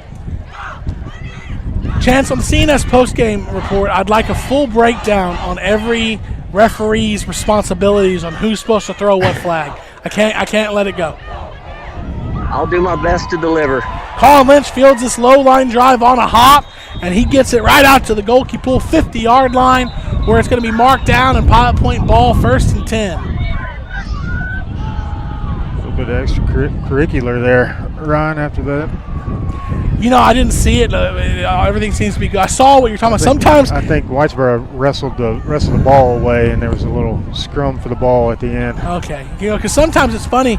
A guy on the bottom of the pile is trying to get up, and he's tripping over the guy on top of him who's tripping over him, and they don't see each other, and they think they're wrestling each other when it's both just a miscommunication. No, you were correct, John. Number 7 did a magnificent job of ripping the ball out of Colin's hand while he was laying on the ground. Yeah, that's what it looked like to me. Trips right for the Bearcats. Aston Kirby, the lone receiver down here on the left. They've rolled the safety away, so now would be your one-on-one opportunity. But they throw the swing pass out to Anderson in the flat again, and he's going to get out about 8 yards. Ball was at the goalkeeper pool 50. Now it's up to the Whitesboro 40, marking at the 43. So 7 yards on the completion out of the backfield. That's a new little wrinkle from the Bearcats. Nice blocking by Crew Chandler out there on the edge as well. I like how Gage is really planting that right foot and making that cut up the field. Looks like the one-on-one down here would be Jesse Rangel, not Aston Kirby. But, yeah, they're definitely rolling the safety to that trip side.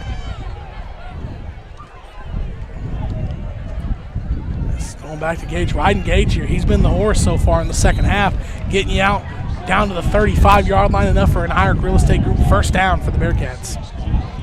Run game's looked good so far in the second half.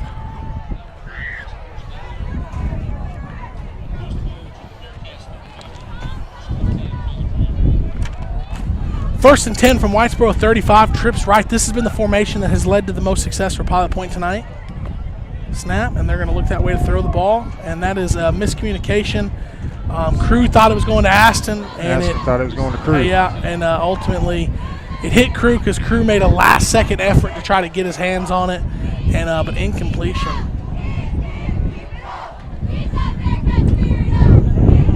Got a celebrity guest videoer today, John. Okay. Local superstar Addison Height over there, cross-country superstar. Ran this morning at where the state cross-country meet is held. Give her some practice for later on in the season. Drop back to pass, trying to get a double move. Flag. Throw it out into the curl route, complete out across the 30-yard line and get a flag out.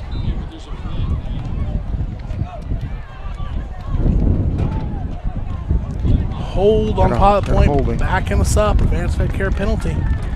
Once again, to get a promising drive, get it going, backing it up. If you notice, the one touchdown we had, we only had a 5-yard penalty, and we were able to get bailed out of it. And that was on first down. We were able to bail out of it immediately. Second down, now 2nd and 20. They just put you behind the chains in a tough spot. This particular offense is just not built for that. We don't have the Aiden Cox Ice King. We could just throw it up and run our 30 or 40-yard play, do we? Trips left. A lot Didn't of pressure. pick up a blitz. Wyatt Smith was able to get away. Dishes it off to Gage Anderson. Stutter step, makes a man miss, gets out across the 35. Oh, that's a late hit. And that is Come on late now. hit. Oh, there he is. And there we are. There's that Finally, here we go. Our boy down here, the line judge, gets a late hit. Finally called one for us. Yeah, we're going to get back to the original line of scrimmage and then get the 15 from there. So Pilot Point gets bailed out on their own advanced care penalty by 1 on Whitesboro. Definitely a late hit there. Good job by White Smith extending that play and then checking it down to Gage and making something out of nothing. Something broke down in the protection there. Now Whitesboro was bringing, I think it was probably Sterling Garden, that stud linebacker. Yeah, so bring some serious pressure. Yeah, they brought it from that back sideline. But hey, if you're protection as a quarterback, you got to know where you. They're waving it off. Oh my Lord! They waved it off. How do you wave it? They've waved off. How do you wave off a late hit? It was a late hit, or come. Oh, and he gets a pat on the back from the Whitesboro coach. Good job, buddy. Yeah. Good job, buddy. Good decision. Way to call that off. What? Oh, we can't even make it up. And it's been the same guy all night. It's a line judge on the Whitesboro sideline. I can't complain about any call made by any other player. Ryan, there was two guys threw flags on that. He wasn't the only one. The back judge threw a late hit flag as well. How can both of them change their mind? Trips right. 3rd and 8. Roll out Wyatt Smith. Going to throw the deep out. Great catch by Aston Kirby. And we're going to get the Irish Real Estate Group first down out to the 24-yard line. But we got back to the 35, so we should have had it down to the 20. Then you get that play. Yeah, you're right. I didn't even realize 2 guys threw the flag. There were 2 flags for a late hit on that. Wow. What is going on? Great job by Aston dragging his feet right there on that Big catch. Conversion there for Irish Real Estate Group first down for sure. Going with the swing pass again.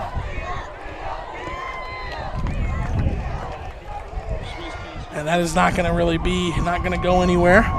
So it's going to be 2nd and 10.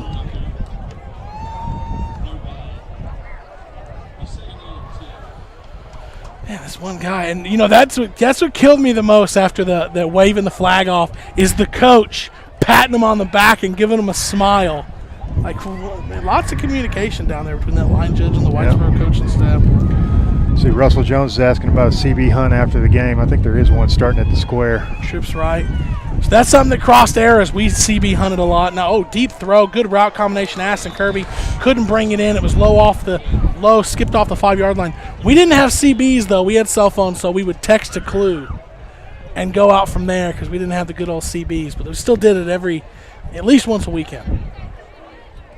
You didn't get the beauty of the full squelch if you didn't have a CB. That is true. We didn't. I don't even know what that means, but you've never had a full squelch on somebody? I can't say that I have. 3rd and 10. Trips right. Swing out motion. Anderson. Snap is dropped, and we're going to get a whistle. Well, actually, the pre-snap penalty on the Bearcats isn't the worst thing considering the snap was dropped. So one of the very few times you can say, a penalty bailed us out on that. But it's going to be 3rd and 15 from the 28. Line to gain will be just inside the 14-yard line.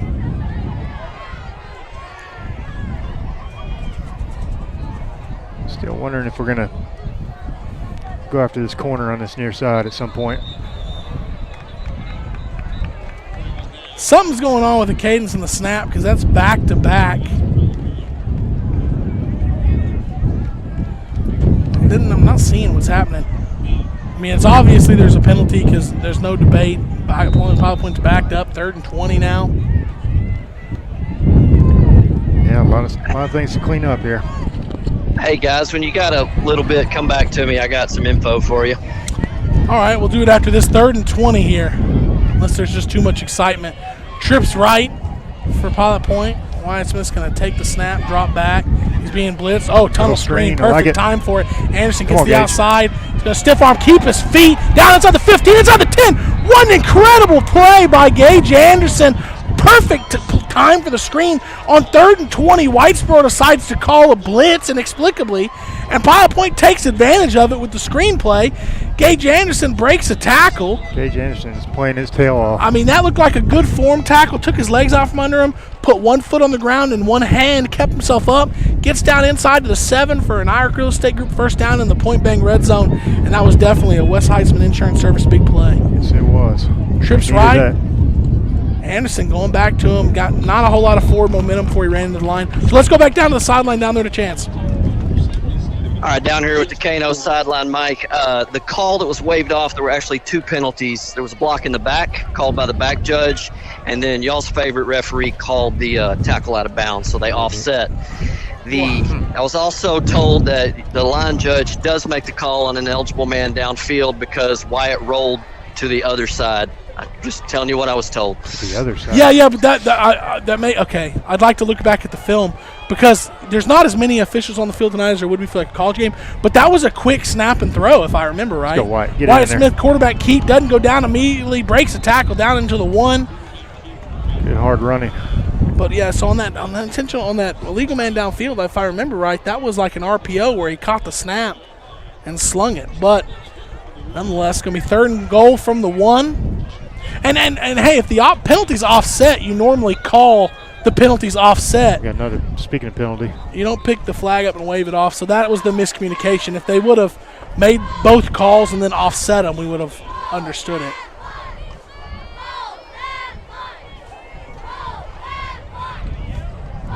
I'm down here trying to see what's going on this one. The flag is sitting on the ground right basically where the ball's sitting.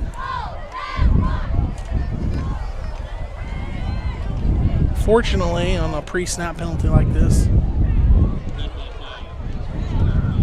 I was about to say not going to. I was about to say not going to get an automatic first down on like a formation penalty or something, but because it's an unsportsmanlike conduct, automatic first down. He almost marked that off against us. Did you see that? So used to calling them on us. 3rd and goal from inside the 1. Broken play from the start. Looked like it was snapped and not everybody was ready because you had one guy blocking, you had one guy not blocking. Luckily, I heard a whistle. The whistle might, I don't know if maybe they snapped it early. The whistle might have been the start ready for play whistle. Let's go now. Get organized. Got to watch the defensive line shift right here, Ryan. Under center, I'm looking for the quarterback sneak. There's nobody there. Yeah, so they both, you're right, they shifted into the A gap. Oh, dang it. Gage lost his footing. So funny. Ryan Spurlock in the chat saying Gage with the insane balance. Gage, his balance is what's helping him stay up and get all these yards. And then right after we say something, loses his balance there as he's trying to make a backwards cut. But man, oh man, all we needed to do, get up to the line, and before they shift, quarterback sneak, nobody in the A gaps. And instead, as they shift, we snap it and pitch it and lose 4 yards.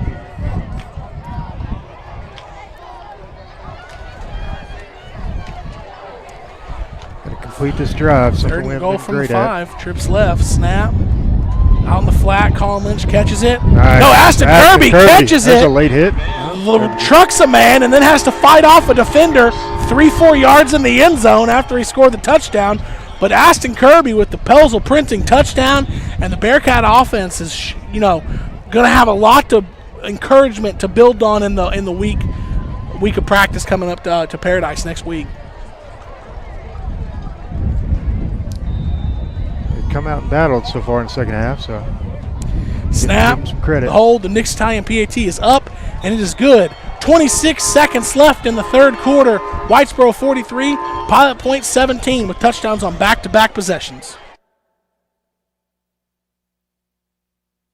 In photography, image is everything. That is why Gypsy Road Photography is the first choice in North Texas for wedding, prom, graduation, teen, and family photography. Gypsy Road is nationally recognized. Senior Inspire magazine named them one of the top 50 photography studios in the U.S., and their attention to detail is unmatched. You will find Gypsy Road's work in the Pilot Point game program with photographs of Pilot Point Cheer and the Pilot Point Bearcat seniors. So book your session today on their Facebook page, Gypsy Road Photography, where image is everything. Homeland Roofing LLC has been serving the DFW area since 2014 and is a proud sponsor of Bearcats football. Homeland Roofing is a full-service contractor who specializes in storm restoration and provides end-to-end service for all insurance claims. You've had storm damage, you've filed a claim, but have questions about that next step, or you'd like a complimentary inspection, call Homeland Roofing at 469-343-3536, 469-343-3536, or find us on Facebook, Homeland Roofing, Texas. And we're back getting ready for the Southern Junkies kickoff. And I have a little trivia for Chance down there. Chance, can you hear me? You're coming in loud and clear. So last week there was a comparison made to me and a 6-time Emmy-winning broadcaster. Oh, nice. You know who it was? Yeah, I mentioned him earlier. Remember, I asked if you didn't play football like he didn't. Multi-millionaire head guy at Monday Night Football, 6-time Emmy winner, Joe Buck. He's not as cocky as you are, Ryan. Hear that. Oh, dang. Backfire. Deep kick. Going to bounce at the one into the end zone for the touchback. And Pilot Point coming to life a little bit on the offense. You got a better-looking partner than Joe, though. Okay. That's the next the next vote in the Sunset Pool subscriber chat. Who's more handsome, John Little or Troy Aikman? Need to give him the call-in. His checking account's probably a little bit more handsome than mine. Yeah, fourth quarter we're going to take call-ins is what I was told. Give us the crow line. We need to set up a crow line. 787. Yeah. Should be 686, right, Chance? Yeah. Got to get one of them classic Pilot Point numbers. Only have to give out the last four. Everybody knows the rest. That's right. In my lifetime, you did only have to dial 4 digits when I was a kid. I moved to Pilot Point. We got 2121. Pretty easy to go with right there. Pretty simple to remember that one. Is there a penalty here? Why is the ball out at the 35?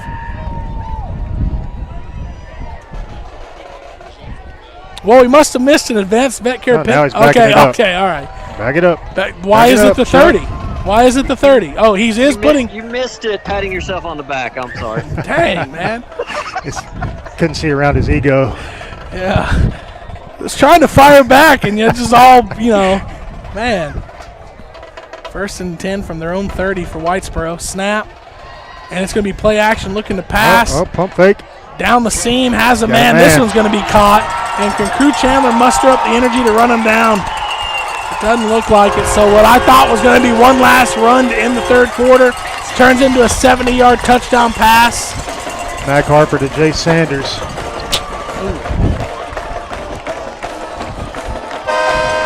Pilot Point gaining some momentum on offense. And not that you're really thinking comeback, right? But it'd be nice to see, hey, we got a back-to-back touchdowns. Let's go get a stop on defense. Build some momentum.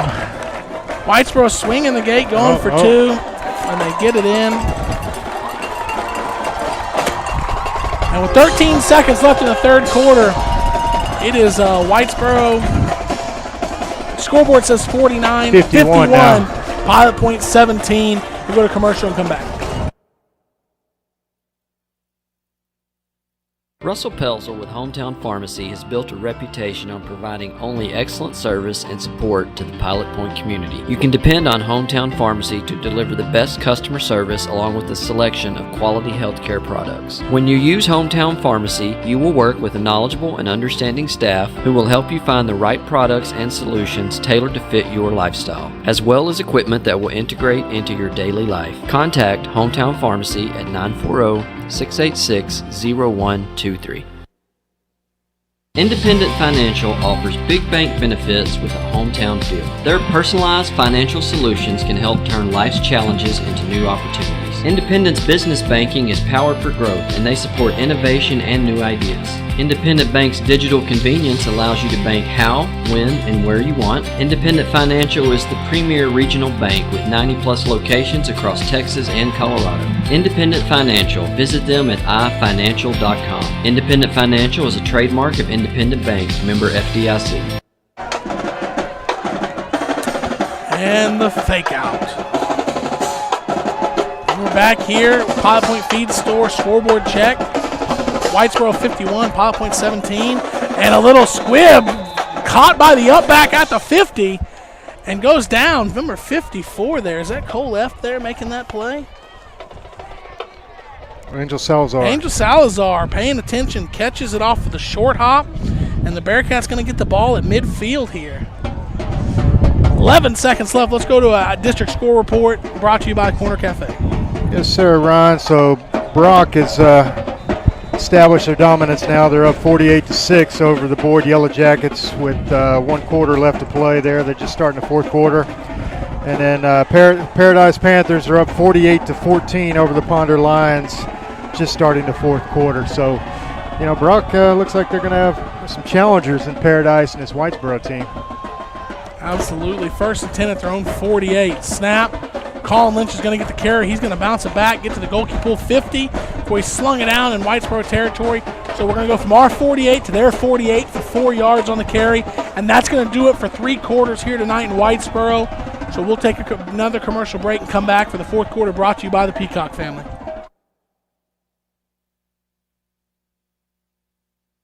Hi, I'm Chance Kirby with IRIC Real Estate Group. When it's time for you to buy or sell a home, I would like for you to consider IRIC Real Estate Group as your brokerage. Our experienced agents are all from the Pilot Point area and are best equipped to serve your real estate needs. Be it residential, commercial, or ranch properties, we have an experienced agent that is willing to help you. We've been Pilot Point's real estate choice for over 70 years. We would love the opportunity to be yours too. Hi folks, this is Judd Kirby, your local mortgage guy. Are you looking for a local mortgage lender that will treat you like family and help guide you through the home buying process? Whether you are looking to get pre-approved for a home loan or refinance your current mortgage, I am here to help you. I am locally located and truly care about the communities I serve. Give me a call today to get started at 940-600-2398. That's 940-600-2398. Whether you're looking to buy or refi, Judd's your guy. Getting ready to start the 4th quarter, 2nd and 6 for the Bearcats. 4th quarter is brought to you by the Peacock family. We have mullet watch out here. Got a Bearcat from Whitesboro down here with a pretty epic mullet. Cody Vessel's giving Aston Kirby the run for his money on the South Carolina stop sign going on back there. Boy, it is long. The Oklahoma Outback, Florida Follicle Fountain. A little pistol formation with an up back in front and to the right of Wyatt Smith. Snap, handoff up the middle. Anderson bounces it, and he's going to get out across the 45. And that's Colin Lynch on that carry. Yeah, that's Colin Lynch. Very fast-footed Gage Anderson-like run, though.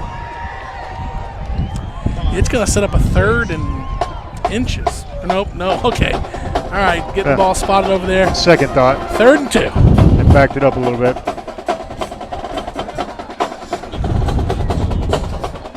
Pilot Point trying to keep their 3rd consecutive good offensive drive alive here. 3rd and 2, snap. Another handoff to Colin Lynch. And Colin Lynch, he's going to fight back for the that's a bad spot, but hopefully a first down. Should be first down. So he definitely had the first down easy if he takes it and hits the hole. Once he tried to bounce it, it became a little shaky. I think he got it.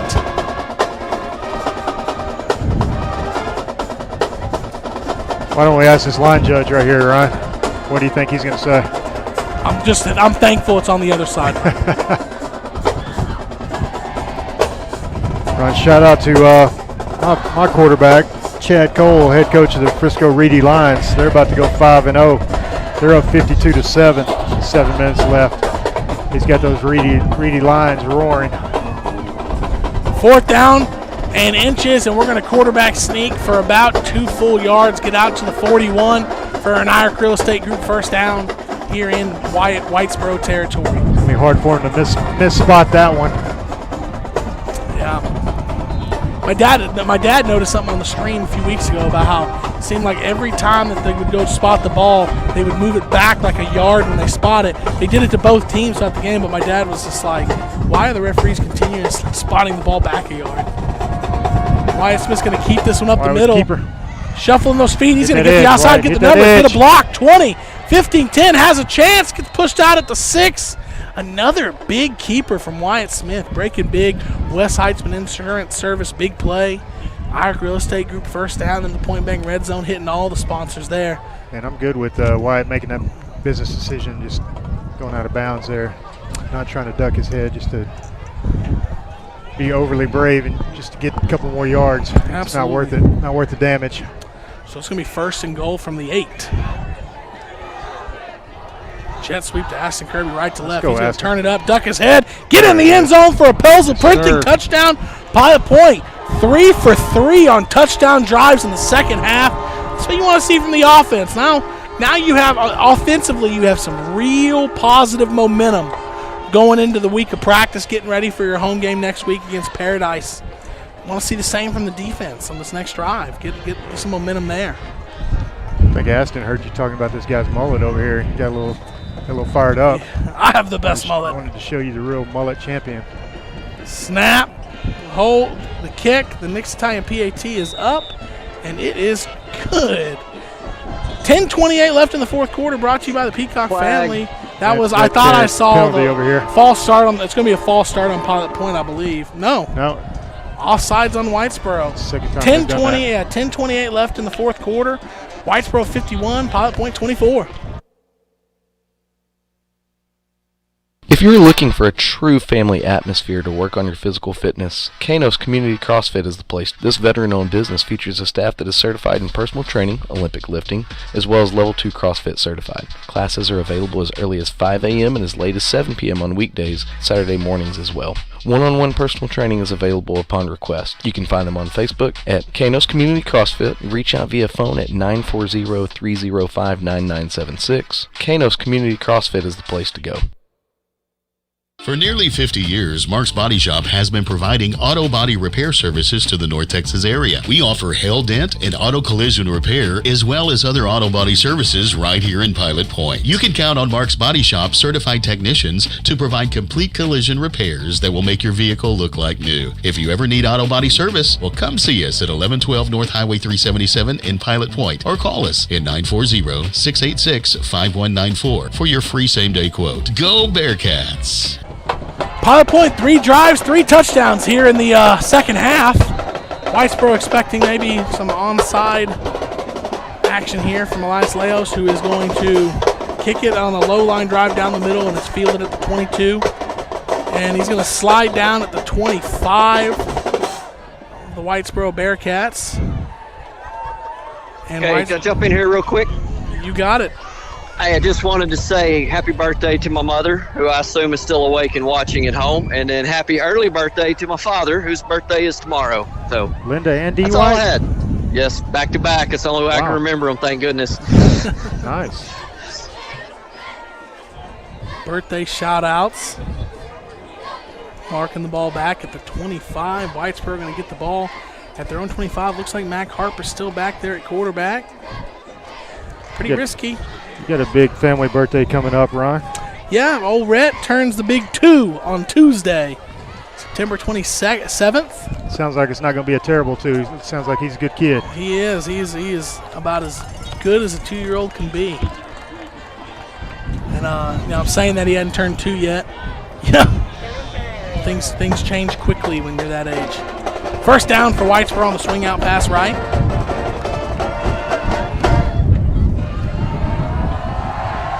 Whitesboro taking their time as they should, under 10 minutes here. I'm surprised, 51-24. You have big dreams, you have big hopes. Mac Harper's still in the game. I'm sure you're not going to see him run the ball, you'd think. And he does hand it off there. Grayson Ledbetter still up there taking some hits. As I said, I'm sure you're not going to see him run the ball. He pulled his fake and started to go. Is that not Ledbetter? That's number 8 on the carry.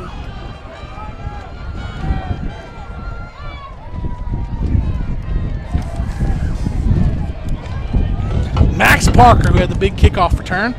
Max with 2 X's. Max with 2 X's. Like Max Crosby. Is there a penalty on Whitesboro? It looks like there is. Going to mark it off.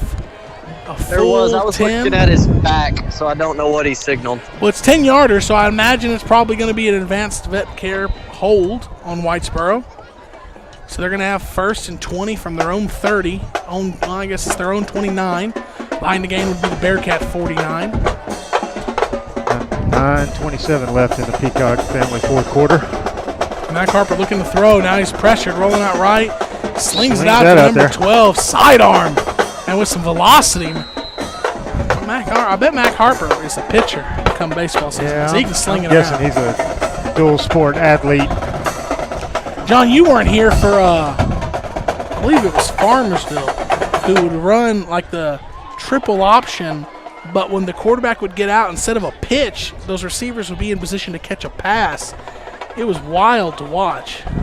The rare triple option with a pass option at the end. Well, yeah, but the pass guy was out in like a screen, almost like a pitch. It was just hard to explain. You had to watch it. Harper going to throw again. Traffic.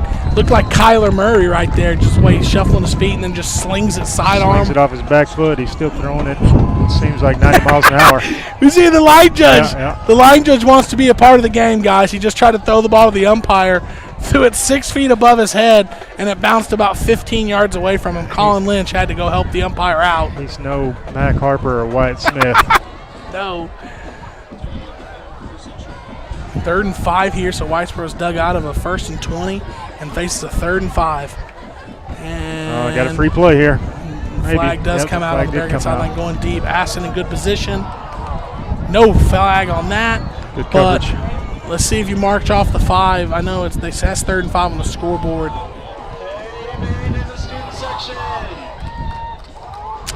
Got to be more disciplined than that, especially when you're an offense that has to work. A team has to be methodical, has to win the little things. A couple things you can't do is shoot yourself in the penalties, and you can't turn over the ball. Special teams, those are all things you got to be good at when you lack a little bit of explosion. And it's things that have just gotten the Bearcats tonight. Yeah, and you're looking to get off the field as a defense. That's a tough one. So the 5 yards results in the first down. Trips right for Whitesboro. One receiver left. Harper's going to drop back to pass. Ryan, he's going to get some pressure. And Harper's shifty feet is going to take a hit anyways. I mean, Kel Martin comes up and put it on him as he threw it. Clean hit. If I'm Whitesboro, I'm not playing this game. No, I'm not letting Mac Harper run around and potentially get sacked. And Mac Harper's a competitor, right? So if he's on the field and you give him the chance to throw the ball like that, extend plays. He's going to do it. He's going to. You have to take it out of his hands if you're a coach. Yeah, I'd be content to just hand the ball off. Mac Harper keeps it, goes out the right side, and hurdles Anderson. But now he's in a world that you got 4 or 5 Pilot Point Bearcats come and tackle him for a loss. That's why you take, your players, you never want them out there thinking don't get hurt. You never want them out there thinking take it easy. So if you don't want them to get hurt, you want them to take it easy, take them out.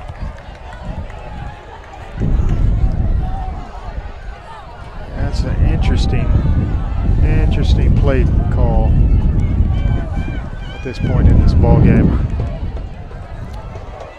3rd and 12 for Whitesboro 12 on their side of the 50. Goalkeeper pulls 50 by all yard accounts, line. he's going to sling it here, Ryan. They're sticking with their offense. Oh, and Pilot Point blitzes them, and they run the tunnel screen. And it's going to back. get out the edge and out across the 25, 20. Can they push him out? They push him out at the 8. John said he saw his block in the back, our buddy didn't see it. No, of course not. He's too busy trying to run up the field and catch up with the play. Big play there for Whitesboro on 3rd and long. Going to make it 1st and 10 from the 11. Looked at me like Witherspoon was breaking down trying to make a tackle, and the guy just shoved him in the back. Throw it out on the screen. And then Max Parker again going to be upended by Witherspoon at the 7.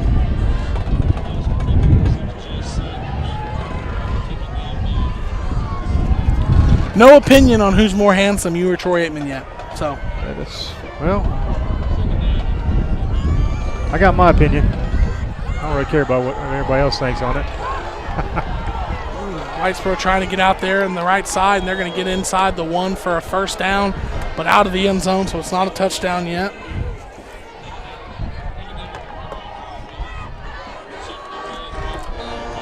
.545 and counting in the 4th quarter here.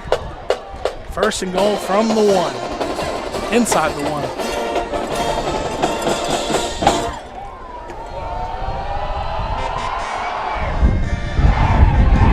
Mac Harper keeps it and tiptoes into the end zone. Touchdown, Whitesboro.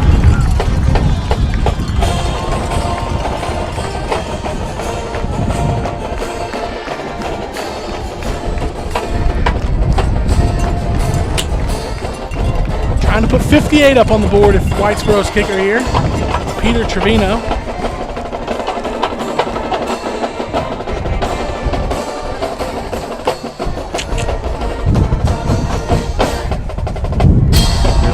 Good hold. The kick is a low wobbler, low liner, but it's effective. Nick Stallion, PAT is through. 5:27 left in the fourth quarter. Whitesboro 58, Pilot Point 24. Enjoy that old-time country feel at the Martin General Store, located in downtown Pilot Point on the historic Pilot Point Square. The best way to describe the general store is it has a little bit of everything, from Circle-Y candles to specialty jams, dressings, sauces, home decor, kitchen decor, goat's milk soap, jewelry, a large assortment of old-time candy, nostalgic toys and books, pet toys and treats, greeting cards and gift wrap. She also serves cold drinks, and last but not least, Beth Marie's ice cream. That's Martin General Store, a little bit of everything.